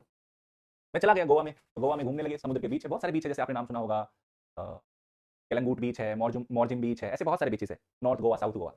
तो हमें लगा यार चलो भूख लग रही है, काफी देर चलते चलते चले गए, एक रेस्टोरेंट में चले गए। रेस्टोरेंट में जाने के बाद मैंने कहा भैया फटाफट एक बढ़िया सा ना कढ़ाई पनीर ला के दे दे, ठीक है, और एक दाल मखनी दे दे, और एक दाल तड़का दे दे, और बहुत सारी सैलेड दे दे, रायता दे दे, ऐसे कर दे। मेरी तरफ देखा उसने, मेरी फैमिली वाले भी थे, 4-5 लोग गए थे फैमिली से, फिर बहुत बढ़िया। तो पहले मेरी तरफ बुलाया, ठीक है, क्या हुआ, मेरे से कहाँ से आए, मैंने क्यों, क्या दिक्कत हो गई, कह रहे आप गलत जगह आ गए। मैंने कहा गलत जगह आ गए कैसे, कह रहे ये गोवा है, और गोवा में आप कढ़ाई पनीर ढूंढोगे, पनीर लबाबदार ढूंढोगे, दाल मखनी, और आप दाल तड़का ढूंढ रहे हो, किसने आपको बोला गोवा आने के लिए। मैंने कहा फिर मुझे क्या बोलना चाहिए था, अरे आपको कोंकणी फिश करी बोलना चाहिए था, आपको क्रैब बोलना चाहिए था, आपको प्रिम्स बोलना चाहिए था, आपको लॉबस्टर बोलना चाहिए था। मैंने कहा फिर भाई ये दिखाओ क्या है ये, उत्सुकता में मैंने कहा भाई ये नाम बड़े डिफरेंट डिफरेंट बोल रहे हो, देख लेते हैं। तो एक बास्केट सी लेके आया, बास्केट इतनी बड़ी टोकरी लेके आया, और टोकरी में दिखाया उसने, सर जी ये 4 तरह की मछलियां है, ये क्रैब है, और क्रैब मतलब केकड़ा, समझ गया ना, ऐसे उस पर ऐसे चल रहे थे, तो उस केकड़े के पैरों पे उन्होंने सुतलियां बांध रखी थी, सुतली नहीं बांधते हम, अरे रस्सी की बारीक बारीक सुतलियां नहीं होती। मैंने कहा भाई ये सुतली, कह रहे सर खोल दूं, खोलते ही आपकी आपको नोच लेगा ये। मैंने कहा भाई साहब कुछ तो होगा हमारे लायक जो हम खा सके, यहाँ पे आ गए, अब मैंने भाई 4 दिन की बुकिंग करा ली। कह रहे आप तो फ्राइड राइस खाओ, ठीक है, पराठे खाओ आप, है ना, पराठा मिल जाएगा आपको। तो ऐसा नहीं है, उस रेस्टोरेंट में ये मेन्यू नहीं था, वेज वाला मेन्यू नहीं था उस रेस्टोरेंट में। उसके बाद हम 1-2 रेस्टोरेंट और देखे, वहाँ पे हमें वेज वाला मिल गया, लेकिन हम जिस पूरा उस टाइम पे होता है ना, देख दाख के गए, कहाँ जाना चाहिए गोवा में, क्या खाना चाहिए, कहाँ घूमना चाहिए, ये वाली हरकत हो गई। एक और वहाँ कहानी होगी भाई, एक और कहानी बताए। तो गोवा गोवा के बीच पे जाओगे ना बच्चा, एक काम जरूर करना, वो खेल सा खेलते हैं ऐसे ना, कटोरी ऐसे दे देंगे, किस कटोरी के अंदर गेंद है ना, वो 3-4 बॉल सी रख लेते हैं, उस पर कटोरी से घुमाते रहते हैं, ऐसे ऐसे ऐसे करके। तो ऐसे खेल खेल रहे थे वो, हमें लगा चलो ठीक है, तो वो बोलते थे घुमाएंगे, और जिसमें भी आप बता दोगे बॉल है, तो अगर आप 100 रुपये दोगे तो आपको 500 रुपये मिलेंगे। मैंने कहा यार 100 के 500 बन रहे हैं, मैंने कहा चलो भाई खेलते हैं। वो कटोरी ऐसी घुमा रहा था ऐसे ऐसे, मैंने कहा हाँ भी देख देंगे, इसमें इसमें इसमें। तो मेरी जेब में थे उस टाइम पे 4-5 हज़ार रुपये, मेरे एक और फैमिली मेंबर उसके पास भी 5-6 हज़ार थे। तो हमने कहा, मैंने यार चलो खेल के देखते हैं, आनंदित खेल लग रहा है, बचपन में तो खूब देखा है, मैंने कहा इसको खेलते हैं। तो उसने बोल की ऐसे ऐसे करी, तो हमने बोला यार 100 रुपये लगा दो, 100 रुपये के 500 मिलेंगे, मौज मौज में खेल लेते हैं हम तो उसने लगाया, उसने 500 दे दिए, मैंने कहा यार 100 रुपये के 500 रुपये बन गए, अरे वाह मजा आ गया, लालच आ गया। मैंने कहा चलो और लगाते हैं, फिर और लगाए, फिर 100 रुपये वापस से लगाए, फिर 500 बन गए। मैंने कहा 200 के यार ये तो 1000 हो गए, इससे बढ़िया क्या, ये तो कमाई का बढ़िया धंधा मिल गया, यहाँ गोवा है 2-3 लाख रुपये तो यहीं से कमा के ले जाएंगे। ऐसा आदमी सोचता ही रहता है। उसके बाद हमें लालच आया, उसने बोला सर थोड़ा पैसा बढ़ाओ, ऐसे कैसे काम चलेगा। चलो 500 रुपये लगाए, वो घुमाने लगा, मैंने कहा इसमें है, उसने कटोरी उठाई, कर यहाँ पे आएगी। फिर ईगो को ठोस लग गई, मैंने कहा यार कैसे, 2 बार तो मैंने पहचान लिया था, तीसरी बार नहीं मिला। फिर मैंने कहा इस बार 1000 रुपये लगेंगे, है ना, 5 गुना होगा ना, मैंने कहा मैं सीधे 5000 रुपये कमाऊंगा। फिर मैंने 1000 लगाए, और ऐसे ऐसे ऐसे घुमाने लगा, मैंने कहा ये कटोरी, वो कटोरी उठाई फिर खाली। मैंने कहा भाई ये तो खेल ही गजब हो गया। तो ऐसे करते करते ईगो में ना, मेरी जेब में 4-5 हज़ार रुपये थे, वो 1 रुपया नहीं बचा। मेरे रिश्तेदार जो भी था उसकी जेब में भी 3-4 हज़ार रुपये थे, वो भी खाली हो गया। अब हम ये भूल गए हम बीच पे खड़े हैं, हमारी जेब में 1 भी रुपया नहीं, और हमने रेंट पे बाइक ले रखी थी 2, और अब हमें वापस भी जाना था, और हमारे पास पैसे भी नहीं थे, उसमें हमें तेल भी डलवाना था। फिर एक जगह गए, हमने पार्किंग पार्किंग में लगा दी अपनी बुलेट, बोले सर पैसे। मैंने कहा भाई देख हमारे साथ बहुत अन्याय हुआ है, वहाँ पे ऐसे ऐसे कोई खेल चल रहा है, उसने पहले हमें लालच दिया, हमारे 1000 रुपये बनवा के उसने हमसे 8-9 हज़ार रुपये निकाल लिए, बहुत दुख हो रहा है भाई। मैंने कहा भाई घर पे जाने के लिए भी पैसे नहीं है, तू हमें 50-100 रुपये उधार दे दे, थोड़ा सा तेल डला के चले जाएंगे। मैंने कहा पक्का कल तेरे पैसे दे देंगे भाई। कह रहा मैं कैसे यकीन कर लूँ। मैंने कहा भाई तू हमारी घड़ी रख ले, घड़ी है, कल हमें घड़ी दे देना। फिर बोला चलो बात नहीं। तो ऐसे खेल भी हो जाते हैं। तो गोवा बड़ा रंग बिरंगा शहर है, तो जाओ तो थोड़ा सोच समझ के, ऐसा हो जाता है बच्चा। तो बैंथोस, नेक्टन और प्लांटन्स, ठीक है, ऐसे ही सीखता है आदमी, और कैसे सीखे। और मुझे 1 महीने तक, है ना, 1 महीने तक मुझे जो 8-9 हज़ार रुपये लगे ना, बहुत, रोज ना रात को सपने में भी दर्द होता था। चलिए, तो लालच बुरी बला है। तो आपको बैंथोस समझ में आ गई, बताओ बच्चा, जल्दी से बताओ, पांचों के पांचों समझ में आए आप लोगों को, 5 के 5, ये 5 बताए मैंने आपको यहाँ पे, यहाँ तक। तो हमने न्यूस्टन देख लिया हमने, पेरिफाइटन्स देख लिए हमने, प्लांक्टन्स देख लिए हमने, नेक्टन्स देख लिए और हमने बेंथोस देख लिए। 5 प्रकार के होते हैं, ठीक है। और ये बात यही रहनी चाहिए, यहां से बाहर नहीं जानी चाहिए कि सर भी लालच के चक्कर में फंस गए थे। तो लालच प्राकृतिक है, क्या कर सकते हैं। आप भी तो जब कोई टेस्ट पेपर अटेम्प्ट देते होंगे, उस टेस्ट पेपर में आपको भी लगता है 4 क्वेश्चन और कर लेते हैं, क्या पता ठीक हो जाए, 5 कर लेते हैं और ठीक हो जाए। ये लालच ऐसे ही होता है। तो ये पांचों हो गए। अब ये आता है, नेक्स्ट है समुद्री या जलीय पारितंत्र के निर्धारक घटक। निर्धारक घटक है बच्चा, मतलब कोई जलीय पारितंत्र किस चीज पे टिका हुआ है। ठीक है भाई, हमें ये पता है जब तक प्रकाश संश्लेषण नहीं होगा तो फूड प्रोडक्शन नहीं होगा। फोटोसिंथेसिस सबसे है ना पहला जो एक प्रक्रिया है जिससे भोजन का निर्माण होता है। तो समुद्री पारितंत्र के अंदर भी क्या होता है बच्चा, समुद्री पारितंत्र के अंदर भी जो भोजन निर्माण की प्रक्रिया प्रकाश संश्लेषण से ही संपन्न होती है। तो निर्धारक घटक क्या होगा, पहला होगा सनलाइट, सूर्य का प्रकाश, सूर्य प्रकाश, सनलाइट। अब उस जल पारितंत्र में सनलाइट किस गहराई तक प्रवेश कर रही है। सपोज करो हम इसको ऐसे मान लेते हैं, ओके। सनलाइट आ रही है बच्चा, ये दिस इज सनलाइट, सनलाइट है ये, सनलाइट प्रवेश कर रही है। सनलाइट का कुछ हिस्सा वापस में रिफ्लेक्ट भी हो जाएगा। आपने एल्बिडो पढ़ा होगा, एल्बिडो पढ़ा है आपने, अरे बच्चों एल्बिडो पढ़ा है आप बच्चों ने, बताओ। एल्बिडो, एल्बिडो ज्योग्राफी में एल्बिडो जरूर पढ़ा होगा। एल्बिडो, एल्बिडो में आपने देखा होगा अलग अलग सरफेस का अलग अलग एल्बिडो होता है। एल्बिडो मतलब सौर विकिरण की वह मात्रा जो परावर्तित हो जाती है। तो किसी भी जलीय पारितंत्र है, दिस इज ऑल्सो जलीय पारितंत्र, जलीय पारितंत्र है। तो जलीय पारितंत्र में सनलाइट प्रवेश कर रही है, दिस इज सनलाइट, पढ़ा है आपने, ठीक है। तो सनलाइट का कुछ हिस्सा आपके समुद्री सरफेस से टकरा के वापस चला जाता है ना, तकरीबन 10 से 30 के बीच में वापस रिफ्लेक्शन हो जाता है, 70% के आसपास प्राप्त होता है, ठीक है। अब ये सनलाइट, और सपोज करो ये इसकी एवरेज जो गहराई है, ये कोई समुद्र था और इसकी एवरेज डेप्थ है बच्चा 4500 मीटर मान के चलो, ये पूरी टोटल जो गहराई है 4500 मीटर है, 4.5 किलोमीटर। तो सनलाइट कहां तक प्रवेश कर रही है, पहली बात तो हम देखेंगे। क्या सनलाइट, ये है जीरो बच्चा, सी लेवल है, दिस इज सी लेवल। क्या सनलाइट सी लेवल से, this is sea bottom, sea bottom तक प्रवेश करती है, पहली बात तो ये हो गई। तो हमें समझ में आएगा सनलाइट सी लेवल से सी बॉटम तक प्रवेश नहीं करती, सनलाइट केवल ऊपरी हिस्से में प्रवेश करती है, ऊपरी, ठीक है, इस ऊपरी हिस्से में। और इसको हम बोलते हैं 200 मीटर तक, 200 मीटर, 200 मीटर तक चलती है। इस क्षेत्र को हम बोलते हैं प्रकाश मंडल, फोटिक जोन, फोटिक जोन। और इस प्रकाश मंडल से लेकर नीचे तक का पूरा जो क्षेत्र है, यहां से लेके यहां तक का, ठीक है, इसको हम बोलते हैं अप्रकाश मंडल, अप्रकाश मंडल, अफोटिक जोन, अफोटिक जोन। अप्रकाश मंडल का मतलब यहां पे सूर्य प्रकाश नहीं मिल रहा, यानी कि यहां डार्क है, ठीक है। तो ये जो प्रकाश मंडल है, इस पूरे प्रकाश मंडल में सूर्य का प्रकाश प्रवेश कर रहा है। अब मेरा पहला प्रश्न, ऑल दो ये आपने ज्योग्राफी में पढ़ा होगा, फिर भी मेरा एक आपसे सामान्य सा प्रश्न है, आप मुझे बताओ क्या प्रकाश मंडल जिसे आप बोलते हो फोटिक जोन की गहराई सभी अक्षांशों एवं सभी मौसम एक समान रहेगी। जवाब दीजिए मुझे यस में और नो में।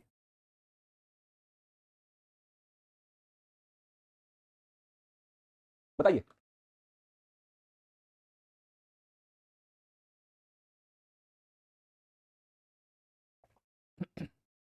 हमें समझ में आता है बच्चा, हमने ज्योग्राफी में पढ़ा होगा, क्या पढ़ा होगा, विषुवत रेखीय क्षेत्र में सनलाइट सीधी पड़ती है और यहाँ पे एंगल बनता है 90 डिग्री का, और ध्रुवीय क्षेत्र की ओर जाते जाते क्या होती है बच्चा, लेस देन 30 डिग्री। ये जो कोण है कितना हो जाता है, less than 30 degree, less than 30 degree. यहाँ पे 90 डिग्री सीधी पड़ रही है, सीधी पड़ रही है यानी कि ज्यादा गहराई तक प्रवेश कर रही है। तो क्या सभी अक्षांशों पे इक्वल सनलाइट, उसका इंटेंसिटी, उसकी डेप्थ, नहीं। यहाँ 90 डिग्री है सीधा प्रवेश करेगी, यहाँ तिरछी है लेस देन 30 डिग्री होता है यहाँ पे। तो सभी अक्षांशों पे बराबर है, नहीं। अब फिर बात करते हैं क्या सभी सीजन में इक्वल है। हम जानते हैं कभी ग्रीष्म ऋतु आती है उत्तरी गोलार्ध में, फिर जब उत्तरी गोलार्ध में ग्रीष्म ऋतु होती है तो दक्षिणी गोलार्ध में शीत ऋतु होती है, इस तरह से आपने पढ़ा होगा ना। तो अलग अलग मौसम में फिर कभी शीत ऋतु आ जाएगी, कभी वर्षा का सीजन आ जाएगा, तो कभी उसमें क्या होगा, सनलाइट उसकी तीव्रता और सूर्य तापन कम हो जाता है। तो यानी कि प्रकाश मंडल सभी अक्षांशों पर और सभी मौसमों पर इक्वल उसकी गहराई नहीं होती, वो बदलती रहती है, ठीक है। और on an average, on an average क्या बचा, ये 200 मीटर की गहराई तक ही प्रवेश करता है। लेकिन हो सकता है गर्मी के सीजन में ये 250 मीटर हो जाए और हो सकता है सर्दियों के सीजन में 150 मीटर ही हो जाए। ये बात आप ध्यान रखना। हम औसतन बोल रहे हैं कि ये 200 मीटर वाला क्षेत्र क्या है, फोटिक जोन है। अब ये 200 मीटर वाला जो क्षेत्र है ना बच्चा, ये भी दो हिस्सों में बटा हुआ है। क्या 200 मीटर की गहराई तक सेम सूर्य प्रकाश, उसका तापन, उतनी ऊर्जा प्राप्त होती है? तो इसको हमने दो हिस्सों में डिवाइड किया, इसको हमने दो भागों में बटा है बच्चा। ऊपर वाला 80 मीटर, ये जो है ये वाला 80 मीटर है बच्चा, और उसके बाद ये यहां से लेके 80 मीटर से लेके 200 मीटर तक, इस 80 मीटर तक के क्षेत्र को, जो ऊपर वाला 80 मीटर का क्षेत्र है, उसको हमने बोला यूफोटिक जोन, यूफोटिक, ठीक है। और उसके बाद जो हमने 80 से 200 मीटर तक का क्षेत्र है, फिर है 80 मीटर से 200 मीटर तक का क्षेत्र, उसको हमने बोला डिस्फोटिक जोन, डिस्फोटिक जोन। ऊपर वाला 80 मीटर वाला क्या है, यूफोटिक है, और यहां फिर नीचे कौन सा है, ये डिस्फोटिक है। अब आप बोलोगे सर ये यूफोटिक और डिस्फोटिक में क्या फर्क होता है? ठीक है, ये जो यूफोटिक वाला है बच्चा, यूफोटिक का मतलब इतना पर्याप्त मात्रा में सूर्य प्रकाश प्राप्त हो रहा है कि प्रकाश संश्लेषण की क्रिया बहुत अच्छे से संपन्न हो जाती है। यहां पे क्या हो जाता है, इस जोन में प्रकाश संश्लेषण संपन्न हो पाता है। फोटोसिंथेसिस वाला जो प्रोसेस है ना, फूड बनाने वाला, वो हो जाता है। इस डिस्फोटिक जोन में सूर्य प्रकाश अपर्याप्त है, अपर्याप्त है किसके लिए, प्रकाश संश्लेषण के। बताओ ये बात समझ में आई? यानी कि मेन जो फोटोसिंथेसिस का प्रोसेस हो रहा है वो इस टॉप लेयर में 80 मीटर की लेयर में ही हो रहा है। बोलिए, याद रहेगा?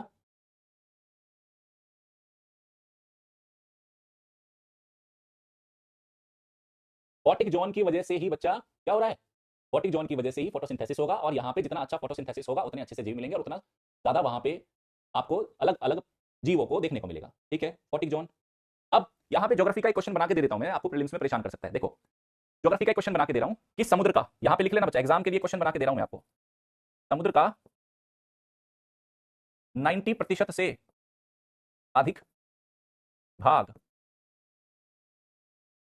अप्रकाशी या अंधकार क्षेत्र में है, यस और नो? बताओ मुझे, बताओ मुझे जल्दी से। मैंने कहा अगर समुद्र का 90% हिस्सा अप्रकाशी मंडल में पड़ता है, दिस इज ट्रू और फॉल्स, जल्दी से बताइए।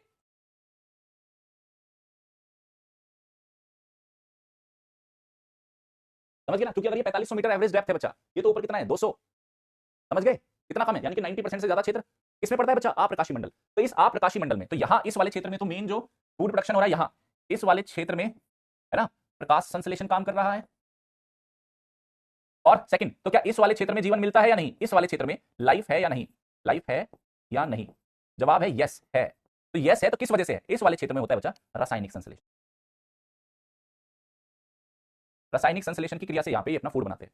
ठीक है, किसी दिन मैं आपको वीडियो दिखाऊंगा, यहाँ पे कैसे जीव मिलते हैं उसकी भी वीडियो दिखाऊंगा, है मेरे पास, और यहाँ पे कैसे जीव मिलते हैं उसकी मैं आपको वीडियो दिखाऊंगा। तो पहला कारण हो गया बच्चा सूर्य प्रकाश। सेकंड जो कारण है जल की पारदर्शिता, ट्रांसपेरेंसी ऑफ द वाटर। अब एक चीज बताओ, एक एक जल है बिल्कुल स्वच्छ जल, और एक जल है उसमें बहुत सारी गंदगी है, बहुत सारे सेडिमेंट है। तो स्वच्छ जल है मतलब पारदर्शी जल, एक तरफ है हमारे पास पारदर्शी जल, है ना, वर्सेस अपारदर्शी जल। भाई एक तरफ तो बिल्कुल क्लियर वाटर है और दूसरी तरफ ऐसा जल है, दिखाता हूं मैं आपको दूसरी तरफ का जल कैसा है, ये देखो। ये तो ये जल क्या है, इधर देखो बच्चा, इधर स्वच्छ जल है, इधर जल के अंदर क्या है, काफी सारा गंदगी है ना, काफी सारा गाद है इसके अंदर, सेडिमेंट्स घुले हुए। इधर क्या है, वाटर क्लियर है।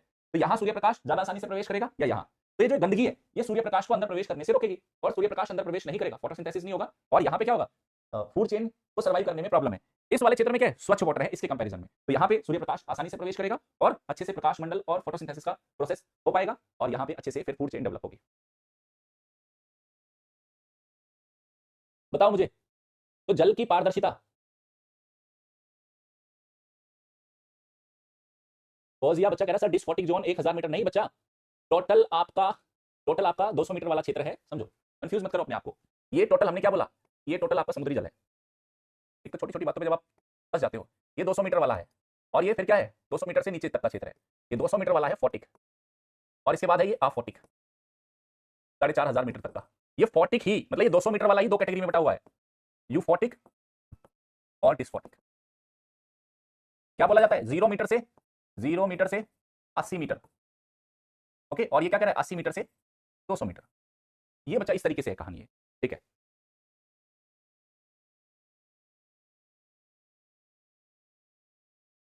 बताओ समझ में आया नहीं? और 200 मीटर से नीचे वाला पूरा का पूरा क्या है आपका, अफोटिक जोन है। ठीक, दैट्स ग्रेट। तो क्या हो गई, जल की पारदर्शिता। तीसरा इंपॉर्टेंट फैक्टर है बच्चा जल का तापमान।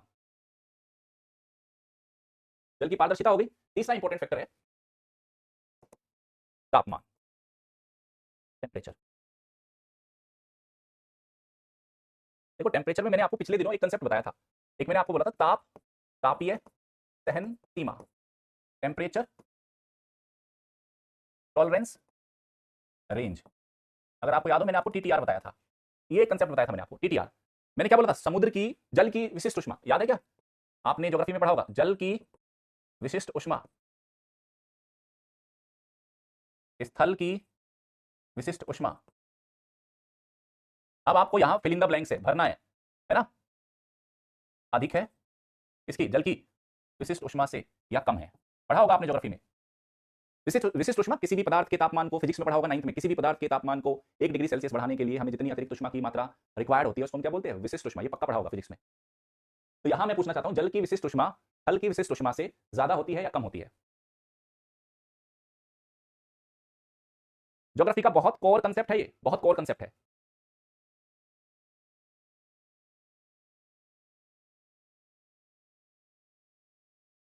क्या कर रहे हो? नहीं नहीं नहीं बच्चा, गलत जा रहे हो, है ना? अधिक होती है, जल की विशिष्ट उष्मा अधिक होती है, तभी तो क्या करता है, ये अधिक होती है तभी तो क्या हो रहा है, जल देर से गर्म एवं देर से ठंडा होता है, देर से ठंडा होता है। क्यों? क्योंकि जल की विशिष्ट उष्मा क्या होती है, स्थल से अधिक है। और इसकी क्या होती है, स्थल क्या होता है, स्थलीय भाग जल्दी गर्म और जल्दी ठंडे।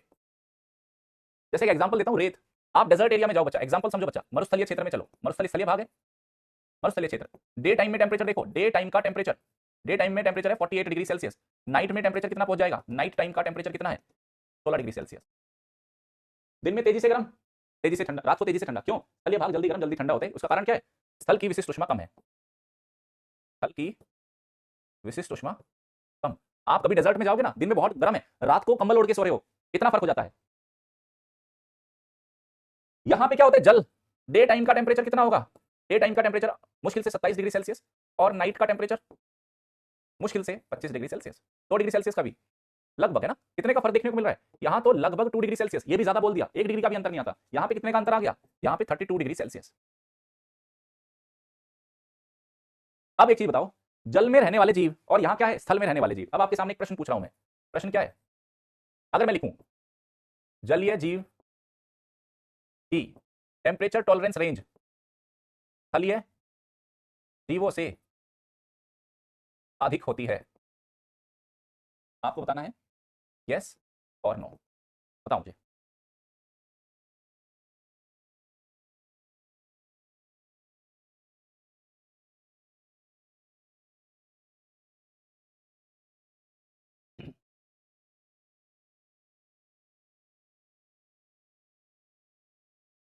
बताइए।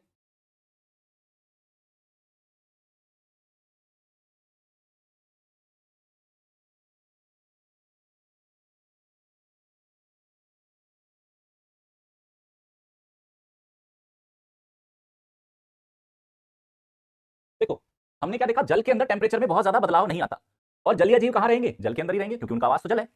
स्थलीय वाले क्षेत्र में क्या देखा, दिन में काफी, यहाँ पे ज्यादा, रात को काफी कम। यानी यहाँ पे जो जीव रह रहा है वो दिन में 48 डिग्री भी सहन कर सकता है और रात का 16 डिग्री भी। यहाँ वाला जो जीव क्या है, मैक्सिमम और मिनिमम के बीच में बहुत कम डिफरेंस है।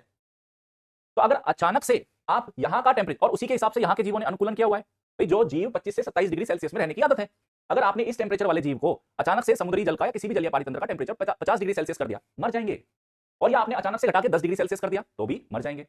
तो जलीय जीवों की टेम्परेचर टॉलरेंस रेंज स्थलीय जीवों से अधिक होती है। नो नो, मतलब तापमान को बर्दाश्त करने की सीमा बहुत कम है बच्चा, छोटी सी विंडो है इनके पास, बस इतना ही।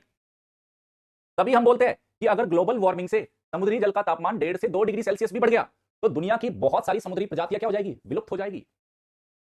वो 1.5 से 2 डिग्री सेल्सियस क्यों रोकना है, वो 1.5 से 2 डिग्री सेल्सियस बहुत ज्यादा है अगर पूरे अर्थ को हम देखिए उस रेफरेंस में। और प्रवाल भित्तियों में तो क्या होता है, प्रवाल भित्ति समुद्र के अंदर एक पारितंत्र है, थोड़ा आपने ज्योग्राफी में भी पढ़ा होगा। वहां तो क्या है, टेम्परेचर 2 डिग्री सेल्सियस बढ़ाने का मतलब क्या है, दुनिया भर की लगभग मैक्सिमम आपकी प्रवाल भित्तियां, कोरल रीफ्स मर जाएगी। तो क्या है, टेम्परेचर टॉलरेंस रेंज स्थलीय जीवों से अधिक है, नहीं कम है।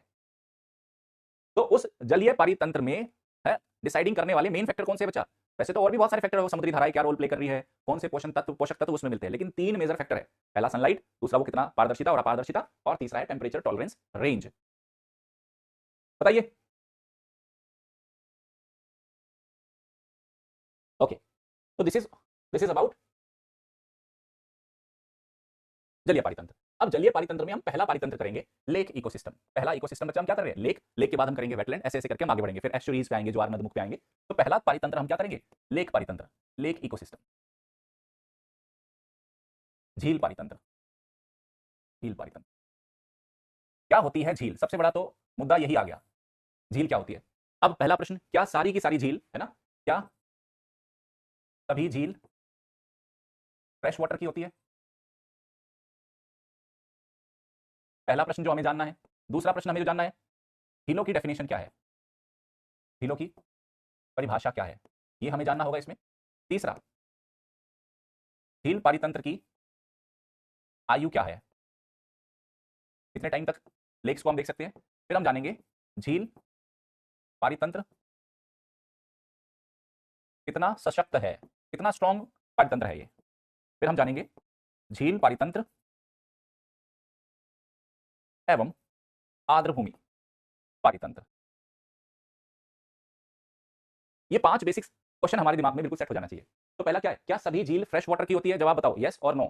भाई अगर उसके अंदर फ्रेश वाटर हमें पता चला 5 पार्ट्स पर 1000 से कम सैलिनिटी है तो वो झील कैसी हो जाएगी? फ्रेश। और अगर 5 पार्ट्स पर 1000 से ज्यादा की सैलिनिटी है तो वो ब्रैकिश भी हो सकती है, वो सलाइन भी हो सकती है। ठीक है, तो डिपेंड करेगा क्या सभी झील फ्रेश वाटर की होती है, क्वेश्चन मार्क है। नहीं, हमने वो देख लिया कि जलीय पारितंत्र कैसा होता है, वो सैलिनिटी का क्राइटेरिया, चारों क्राइटेरिया याद है ना, fresh water ecosystem, brackish water ecosystem, saline ecosystem और हाइपर सलाइन इकोसिस्टम। ठीक है, दैट्स ग्रेट। दूसरा क्या है, झील को कैसे परिभाषित करें, मतलब आपको कैसा लगेगा कि झील किसको बोलेंगे। आपने कई बार नाम सुना होगा, रोपड़ झील का नाम सुना होगा, कई बार चंडीगढ़ में सुखना झील का नाम सुना होगा, नैनीताल के अंदर नैनी झील का नाम सुना होगा आपने, ऐसी बहुत सारी झीलों के नाम सुने होंगे, भीमताल लेक का नाम सुना होगा आपने।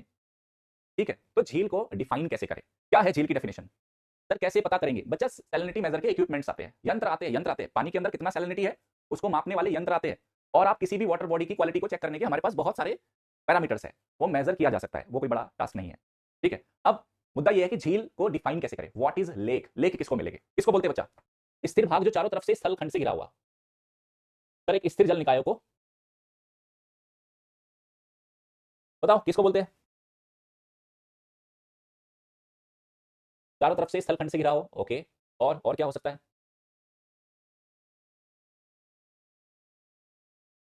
बात करते हैं झील की परिभाषा, डेफिनेशन ऑफ लेक। डेफिनेशन क्या है, परिभाषा, दो तीन परिभाषा है बच्चा। पहला हम देखेंगे उसकी गहराई क्या है, मतलब बेसिकली झील क्या है, एक जल निकाय है, जल निकाय है। सबसे पहले अगर उस जल निकाय की गहराई पे बात करेंगे तो न्यूनतम गहराई 3 मीटर होनी चाहिए। ओके, न्यूनतम क्षेत्रफल कितने क्षेत्र में फैली हुई है वो? 10 hectare. Second criteria. Third, vegetation, वनस्पति,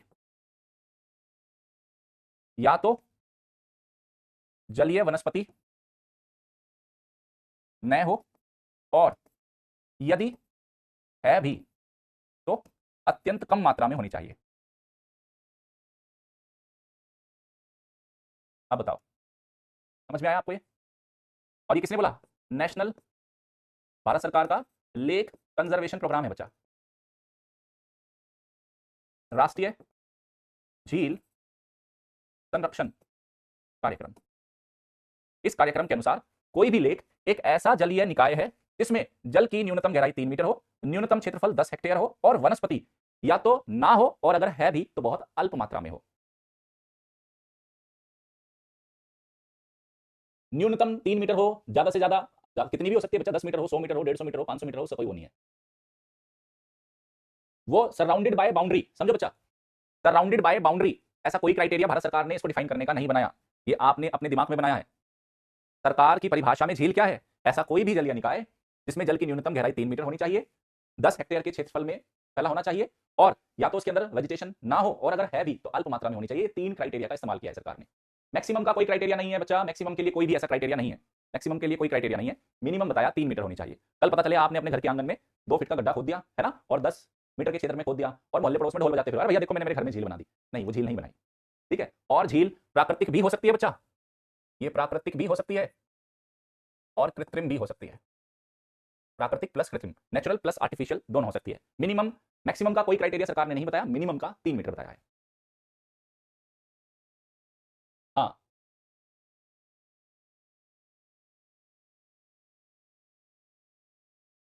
ठीक है, ओके। अब नेक्स्ट चलते हैं, एज एज झील की उम्र, झील की आयु। Age of lake. तो पर्यावरण में माना गया कि झील की भी क्या होती है, झील की भी उम्र होती है।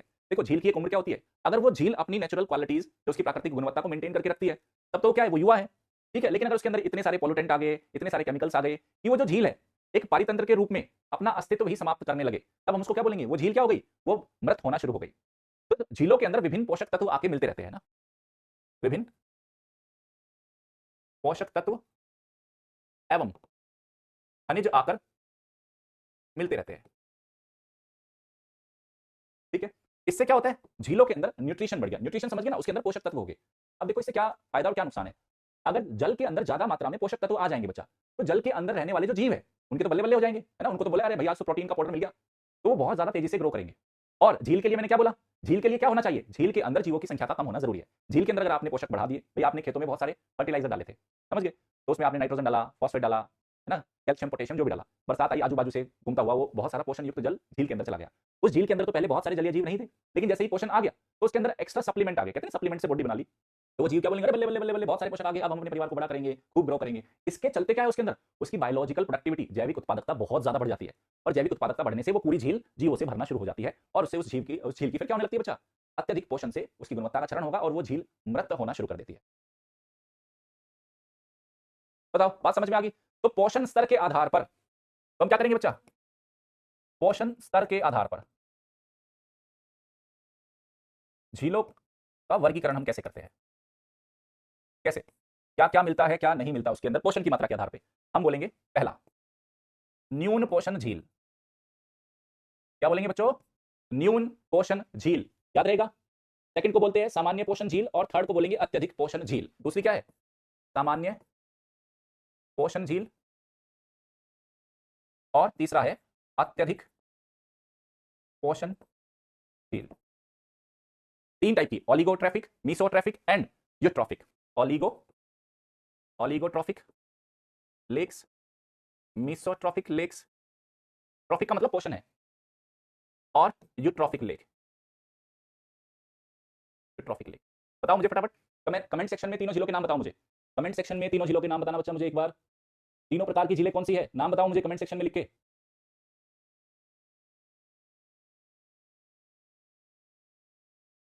जल्दी जल्दी बताओ, ऐसे आपस में बातचीत में लगे हुए, अगले साल तुम्हारा टारगेट ईयर है, मुझे तो समझ में ही नहीं आ रहा। मतलब जिनका टारगेट ईयर 2026 है वो इतना चैट में मशरूम कैसे हो सकता है, कैसे इतने मशगूल हो आप।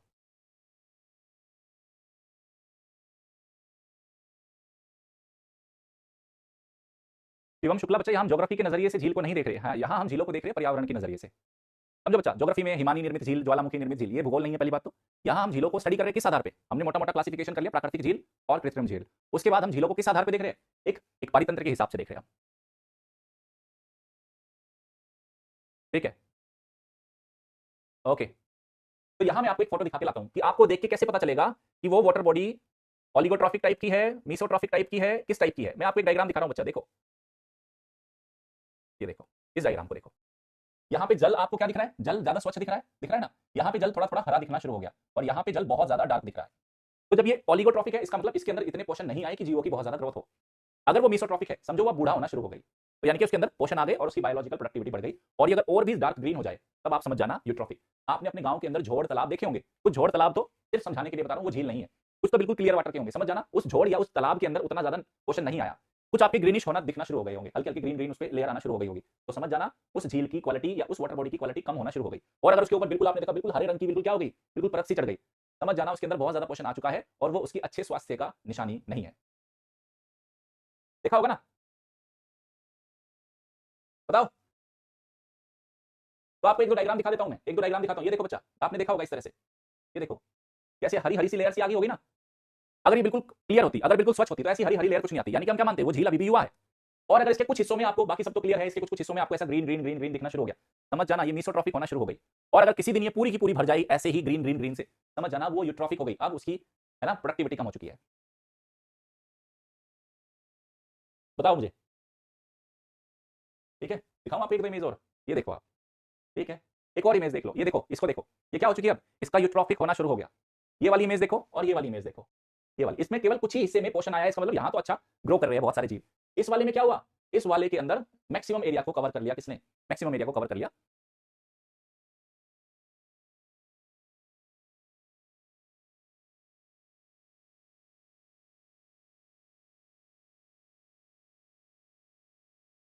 बताओ, देखा आपने ये सभी, कभी नहीं देखा है? बताओ। अब आप कहोगे सर ये जो पोषण है, ये पोषण कौन करता है? क्या इसके लिए इंसान दोषी है? इस पोषण के लिए, इस पोषण को करने वाला कौन है? पोषण करने वाला कौन है? मतलब ये जो पोषण हो रहा है, इस पोषण के लिए कौन जिम्मेदार है? Who is responsible for this? ठीक है। दो, ये बच्चा प्राकृतिक रूप से भी होता है। प्राकृतिक रूप से इसको हम बोलते हैं, ये वाली कहानी किसकी? अत्यधिक पोषण की बात कर रहा हूं। ये वाला अत्यधिक पोषण प्राकृतिक रूप से होता है। यूट्रोफिकेशन बोल रहा हूं मैं इसको, यूट्रोफिकेशन प्राकृतिक रूप से होता है, जिसको हम नेचुरल यूट्रोफिकेशन बोलते हैं, नेचुरल यूट्रोफिकेशन। और मानवीय गतिविधियों से भी होता है, मानवीय गतिविधियों से भी होता है। मानवीय गतिविधियों से होने वाले को हम क्या बोलते हैं बच्चा? Cultural eutrophication, cultural eutrophication. बताओ मुझे, क्या ये बात समझ में आई आप लोगों को?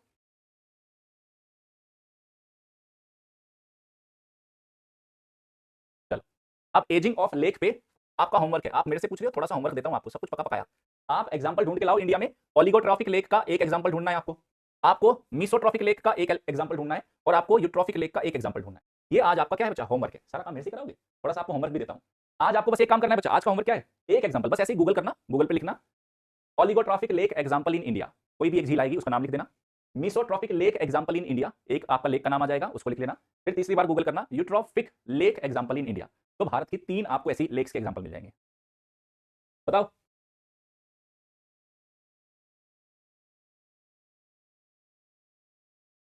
चले, तो लेक की कहानी हमने देख ली बच्चा। लेक की क्या है? मिनिमम 3 मीटर की गहराई। बच्चा लेक की बहुत सारी डेफिनेशन है, आज जो आपको पीडीएफ दूंगा ना मैं, आज वाली जो पीडीएफ है उसमें भी मैंने लेक को 2-3 तरीके से डिफाइन किया हुआ है। लेकिन अगर आपको कोई सिंगल डेफिनेशन याद करनी हो तो नेशनल लेक कंजर्वेशन प्रोग्राम झील को इन 3 क्राइटेरिया पे डिफाइन कर रहा है। तो आप अलग अलग तरीके से, किसी में लिखा होगा एक बड़ा क्षेत्र है, स्थैतिक जल है ना, स्थलबद्ध, चारों तरफ से स्थलबद्ध है, ऐसा कुछ भी आपने डेफिनेशन पढ़ोगे। लेकिन अगर सिंगल डेफिनेशन से डिफाइन करना है तो जो राष्ट्रीय झील संरक्षण कार्यक्रम में उसको जिस तरीके से डिफाइन किया गया है हम उस तरीके से डिफाइन करेंगे। चलो, अब नेक्स्ट चलते हैं बच्चा हम आर्द्र भूमि पे। What is wetland? आर्द्र भूमि, वेटलैंड। वेटलैंड क्या होते हैं? किसी को कोई बच्चा बताएगा मुझे? हाँ, गूगल से कर लेना बच्चा, कोई दिक्कत नहीं है। वेटलैंड क्या होते हैं? देखो, दो चीजें बच्चा, एक नाम में ही छुपा है, जमीन भी है और वेट भी है, भूमि है और आर्द्र भी है। मतलब जमीन के साथ साथ जल है, यानी कि दो अलग अलग टाइप के पारितंत्र आपस में संक्रमण हो रहा है उनका। तो यानी कि जल और स्थल के बीच का एक संक्रमण टाइप का ये आपका क्या है? क्षेत्र है। नाम से स्पष्ट देखो, आर्द्र भूमि, दो नाम छिपे बच्चा। एक नाम क्या है? भूमि, और आर्द्र का मतलब है क्या? जल, यानी कि जल से युक्त भूमियां। तो जल एक डिफरेंट पारितंत्र को सपोर्ट करता है, स्थल डिफरेंट को करता है, और स्थल और जल जहां पे मिल गए यानी कि एक प्रकार का क्या है? संक्रमणशील क्षेत्र है। हाँ, इकोटोन की तरह। तो क्या हो गया? एक मध्यवर्ती क्षेत्र है, एक मध्यवर्ती क्षेत्र है। इसके बीच में जल एवं स्थलीय भाग के बीच, ये इसकी सबसे पहली डेफिनेशन होगी। ओके, अब ये वेटलैंड हो क्या सकते हैं, समझो बच्चा। बहुत सारी झीलों को भी वेटलैंड का दर्जा दे दिया गया। ठीक है, वेटलैंड क्या है और ये लेक से अलग कैसे होते हैं? लेक और वेटलैंड के बीच की अगर मैं कहानी बताऊं ना, अगर हम ये देखें लेक और इधर हम देखें वेटलैंड, ये क्या है? ये तो 100% क्या है? जलीय है। ये क्या है? एक मध्यवर्ती क्षेत्र है। इसकी कहानी, इसकी कहानी अच्छा, जो जलीय पारितंत्र के रूप में जो हमने लेक को देखा, इसकी बच्चा पारितंत्र के दृष्टिकोण से कम महत्वपूर्ण है, क्योंकि जैव विविधता बहुत कम है, जैव विविधता कम है। ये क्या है बच्चा?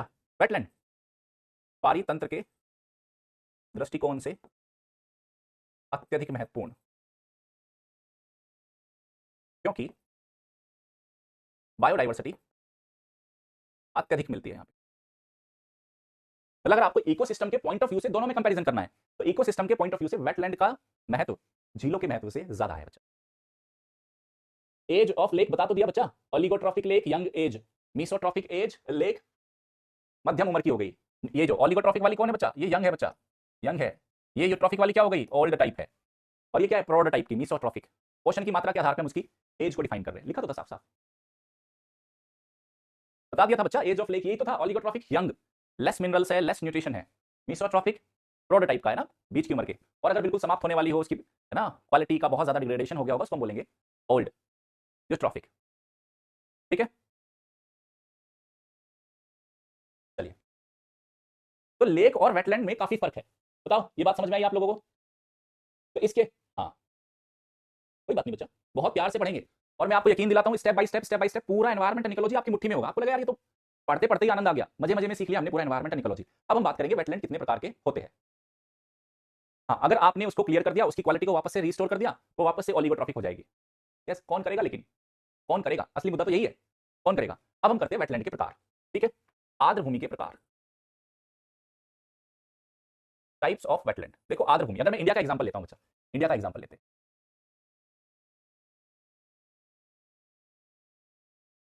इंडिया में बहुत सारी वेटलैंड्स आपको कोस्टल एरिया पे भी मिल जाएगी,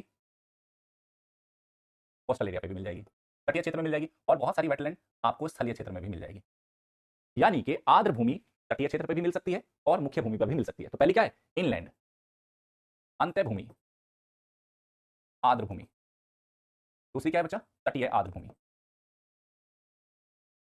कोस्टल वेटलैंड्स, और इधर क्या है बच्चा? Inland wetlands. ठीक है, हाँ, तटीय क्षेत्र में भी दो तरह की हो सकती है और स्थलीय भाग में भी दो तरह की हो सकती है। अंतर्भूमि में ऐसी भी हो सकती है, मानव निर्मित, और ये प्राकृतिक हो सकती है। मानव निर्मित में जैसे हम बहुत सारे बांध बना देते हैं, बहुत सारे हमने जलाशय बना दिए, बहुत सारे हम जलाशय बना देते हैं ना बच्चा, रिजर्वायर बना दिए, उन रिजर्वायर को बाद में हमने वेटलैंड का भी दर्जा दे दिया, तो ठीक है, तो जलाशय टाइप हो गए। यहाँ पे प्राकृतिक रूप से बच्चा, कहीं पे प्राकृतिक रूप से जलमग्न भूमि हो गई, जलमग्न भूमि हो गई, ये भी हो सकता है बच्चा। कोई बहुत सारी झीलों को भी हमने वेटलैंड का दर्जा दिया है, झील भी हो सकती है। तटीय क्षेत्र में भी बच्चा सेम दो तरह की होती है, तटीय क्षेत्र में भी प्राकृतिक हो सकती है और तटीय क्षेत्र में भी ये मानवीय हो सकती है, मैन मेड और नेचुरल। नोट्स कठिन भाषा में है, तो यूपीएससी कौन सा आसान भाषा में, कितनी बार तो बता लिया, रोज ना एक बार कोई बोलोगे कठिन भाषा कठिन भाषा। आपकी आम बोलचाल की भाषा में कभी यूपीएससी में सिलेक्शन नहीं होगा। आम बोलचाल की भाषा से आप केवल अंडरस्टैंडिंग डेवलप कर सकते हो। यूपीएससी के अगर किले को भेदना है, उसको जाके तोड़ना है, रैंक लगानी है, भाषा आपको औपचारिक ही सीखनी पड़ेगी, और औपचारिक भाषा जिसे आप कठिन भाषा बोल रहे हो। मैंने कई बार बोल दिया बच्चा, फिर बच्चे बोलते सर हिंदी माध्यम का रिजल्ट क्यों नहीं हो रहा। आप सोच रहे हो गली मोहल्ले की और परिवार में जो आप भाषा बोल रहे हो हिंदी, उसी भाषा में आपका सिलेक्शन हो जाए, कभी भी नहीं होगा। यूपीएससी ने भी साफ साफ बोल दिया है कि हिंदी माध्यम वाले बच्चे को अगर ये लगता है कि मेरी आम बोलचाल की भाषा, मेरी गली मोहल्ले की भाषा और मेरे घर की भाषा में ही मैं लिख दूं, उसी में ही फिर यूपीएससी मेरे को नंबर दे दे, अरे कभी भी नहीं होगा। आपको हिंदी की विशुद्ध भाषा को सीखना होगा, हिंदी का एक्चुअल जो हिंदी है वो हिंदी सीखनी है। हम जो लोकल और जो देसी भाषा है उससे हमारा काम नहीं चलेगा। ठीक है, तो भाई ये सीखनी पड़ेगी आपको, मैं क्या कर सकता हूं, सीखनी पड़ेगी, मेरे पास भी कोई इलाज नहीं है। तो यहाँ पे जैसे प्राकृतिक रूप से क्या है बच्चा, कोस्टल एरिया में मैंग्रोव मिलते हैं, ना मैंग्रोव मिलते हैं आपको तटीय क्षेत्र में। आपको ज्वार नदमुख मिलता है, ज्वार नदमुख आपने तटीय क्षेत्रों में देखा होगा, आदि हो गया, कोस्टल एरिया में हो गया। मानव क्या है? तटीय क्षेत्रों में जो हम एक्वा कल्चर कर रहे हैं, जल कृषि कर रहे हैं, जो हम जल कृषि जिसको आप बोलते हो एक्वा कल्चर। तो नोट्स की भाषा कठिन नहीं है, नोट्स की भाषा जो मैं आपको दे रहा हूं वो विशुद्ध है, आप उसको कठिन मत बोलो बच्चा। कठिन और विशुद्ध में फर्क है, कठिन और विशुद्ध में फर्क है। जिसको आप कठिन बोल रहे हो वो कठिन नहीं है, वो शुद्ध ही भाषा है, और आपको उस भाषा को सीखना पड़ेगा। देखो टीचर ईमानदार भी होना चाहिए, ठीक है ना। मैं आपको आम भाषा में सिंपल सिंपल शब्द लिखाता चला जाऊं और सेम आप एग्जाम में जाके फिर लिखो, फिर बोलो अरे सर नंबर नहीं आया यूपीएससी में।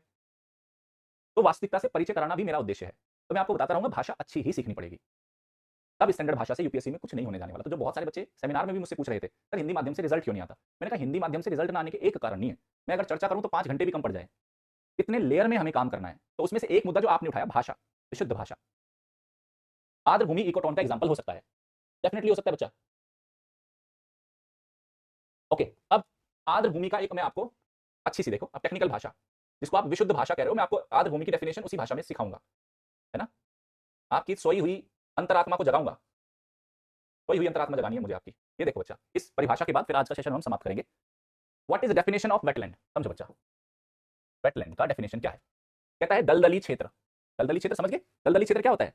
जहां स्थल और जल, ठीक है, और जो भूमि क्या है थोड़ा सा सॉलिड ना होके थोड़ा सा क्या होती है बच्चा, चिपचिपी अवस्था में है।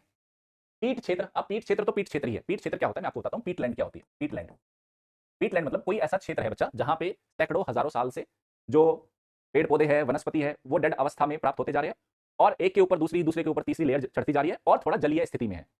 तो ऐसे जल युक्त क्षेत्र है ना, जहां सैकड़ों हजारों सालों से मृत वनस्पति पदार्थ इकट्ठा होता जा रहा है, एक के ऊपर दूसरा, दूसरे के ऊपर तीसरा लेयर बनता जा रहा है, और उसने ठोस होना शुरू कर दिया, उसको हम क्या बोलते हैं? पीट लैंड।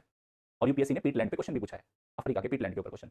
दलदली क्षेत्र, पीट क्षेत्र, अन्य क्षेत्र जो प्राकृतिक या कृत्रिम हो, नेचुरल या मैनमेड हो, स्थायी हो या अस्थायी रूप से, किससे, या तो परमानेंट रूप से, या साल के कुछ महीनों में क्या है बच्चा, जलमग्न हो, जल से भरे हुए हो, या बहते जल से, या स्थिर जल से, या वो स्वच्छ जल के हो, चाहे वो लवणीय जल हो या वो समुद्री जल। तो क्या कह रहा है? आर्द्र भूमि क्या है? दलदली क्षेत्र, पीट क्षेत्र, ठीक है, जो या तो प्राकृतिक रूप से या मानवीय या कृत्रिम रूप से, कैसे बच्चा, स्थायी हो या स्थायी हो, इसमें जल वहां पे स्थायी रूप से हो या अस्थायी रूप से, जल स्थिर हो या जल बहता हुआ हो, जल स्वच्छ हो या जल लवणीय हो। ठीक है, उसके बाद और टेक्निकल और समझो, कहता अगर वो तटीय क्षेत्र में है, तटीय क्षेत्र में लो टाइड की स्थिति में 6 मीटर से ज्यादा गहरा नहीं होना चाहिए, उन्हें हम आर्द्र भूमि कहते हैं। तटीय क्षेत्र, लो टाइड, समझते हो? समुद्री क्षेत्र में क्या आता है बच्चा, समुद्री क्षेत्र के अंदर आपने देखा तो कुछ क्षेत्रों में ज्वार आता है, ज्वार का मतलब समुद्र का जल ऊपर उठता है, और भाटा का मतलब वो पीछे लौटता है, इसी को बोलते हैं ना, तो जिसको आम भाषा में इंग्लिश में बोलते हैं हाई टाइड, लो टाइड। तो यहां देखो बच्चा, ये तटीय क्षेत्र है, तटीय क्षेत्र है, तटीय क्षेत्र में जब समुद्र का जल ऊपर उठता हुआ आया तो मैक्सिमम यहां तक आया, और जब वो वापस लौटता है तो ये आपका क्या है, ये लौट गया, यहाँ पे लौट गया वापस। कहते जब वो लौट गया, लौटने के बाद भी तो कुछ ना कुछ जल होगा वहां पे, उस टाइम पे उस क्षेत्र में जल कम से कम कितना होना चाहिए बच्चा, 6 मीटर से ज्यादा अधिक नहीं होना चाहिए, 6 मीटर होना चाहिए बस मैक्सिमम। तटीय क्षेत्र के लिए परिभाषा है, तटीय क्षेत्र में आप किसे वेटलैंड का दर्जा दोगे, जब हाई टाइड की बात नहीं कर रहे, जब लो टाइड के समय में वहां पे जल कितना हो, 6 मीटर तक गहरा हो, उसको हम बोलते हैं आर्द्र भूमि।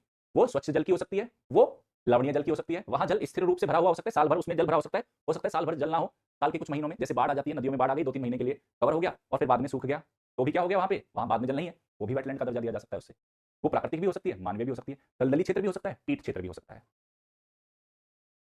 आई बात समझ में बच्चा? This is the definition of wetland. और डेफिनेशन ऑफ लेक क्या बताया था, नेशनल लेक कंजर्वेशन प्रोग्राम के अनुसार वह वैसा जलीय निकाय, न्यूनतम गहराई जो मैंने आपको बताई थी, ठीक है ना, न्यूनतम क्षेत्र बताया था, और उसकी बायोलॉजिकल प्रोडक्टिविटी के बारे में बात की थी। ठीक है बच्चा, चलते हैं, मेरी 1:30 बजे ऑप्शनल की क्लास है, ये वाली पीडीएफ आपको मिल जाएगी। ठीक है, कल हम थोड़ा सा वेटलैंड को, हमने ये देख लो, वेटलैंड की फोटो देख लो, ये वेटलैंड का एग्जाम्पल है, ठीक है, तो ये वेटलैंड का एग्जाम्पल है, ये भी खूबसूरत होते हैं वेटलैंड भी। चले, थोड़ा वेटलैंड की कैसी वेजिटेशन होती है हम उस पर बात करेंगे, कल इस पर हम बात करने वाले। आज के लिए बस इतना ही, कल फिर मिलेंगे एक शानदार जोरदार सेशन के साथ, तब तक के लिए धन्यवाद।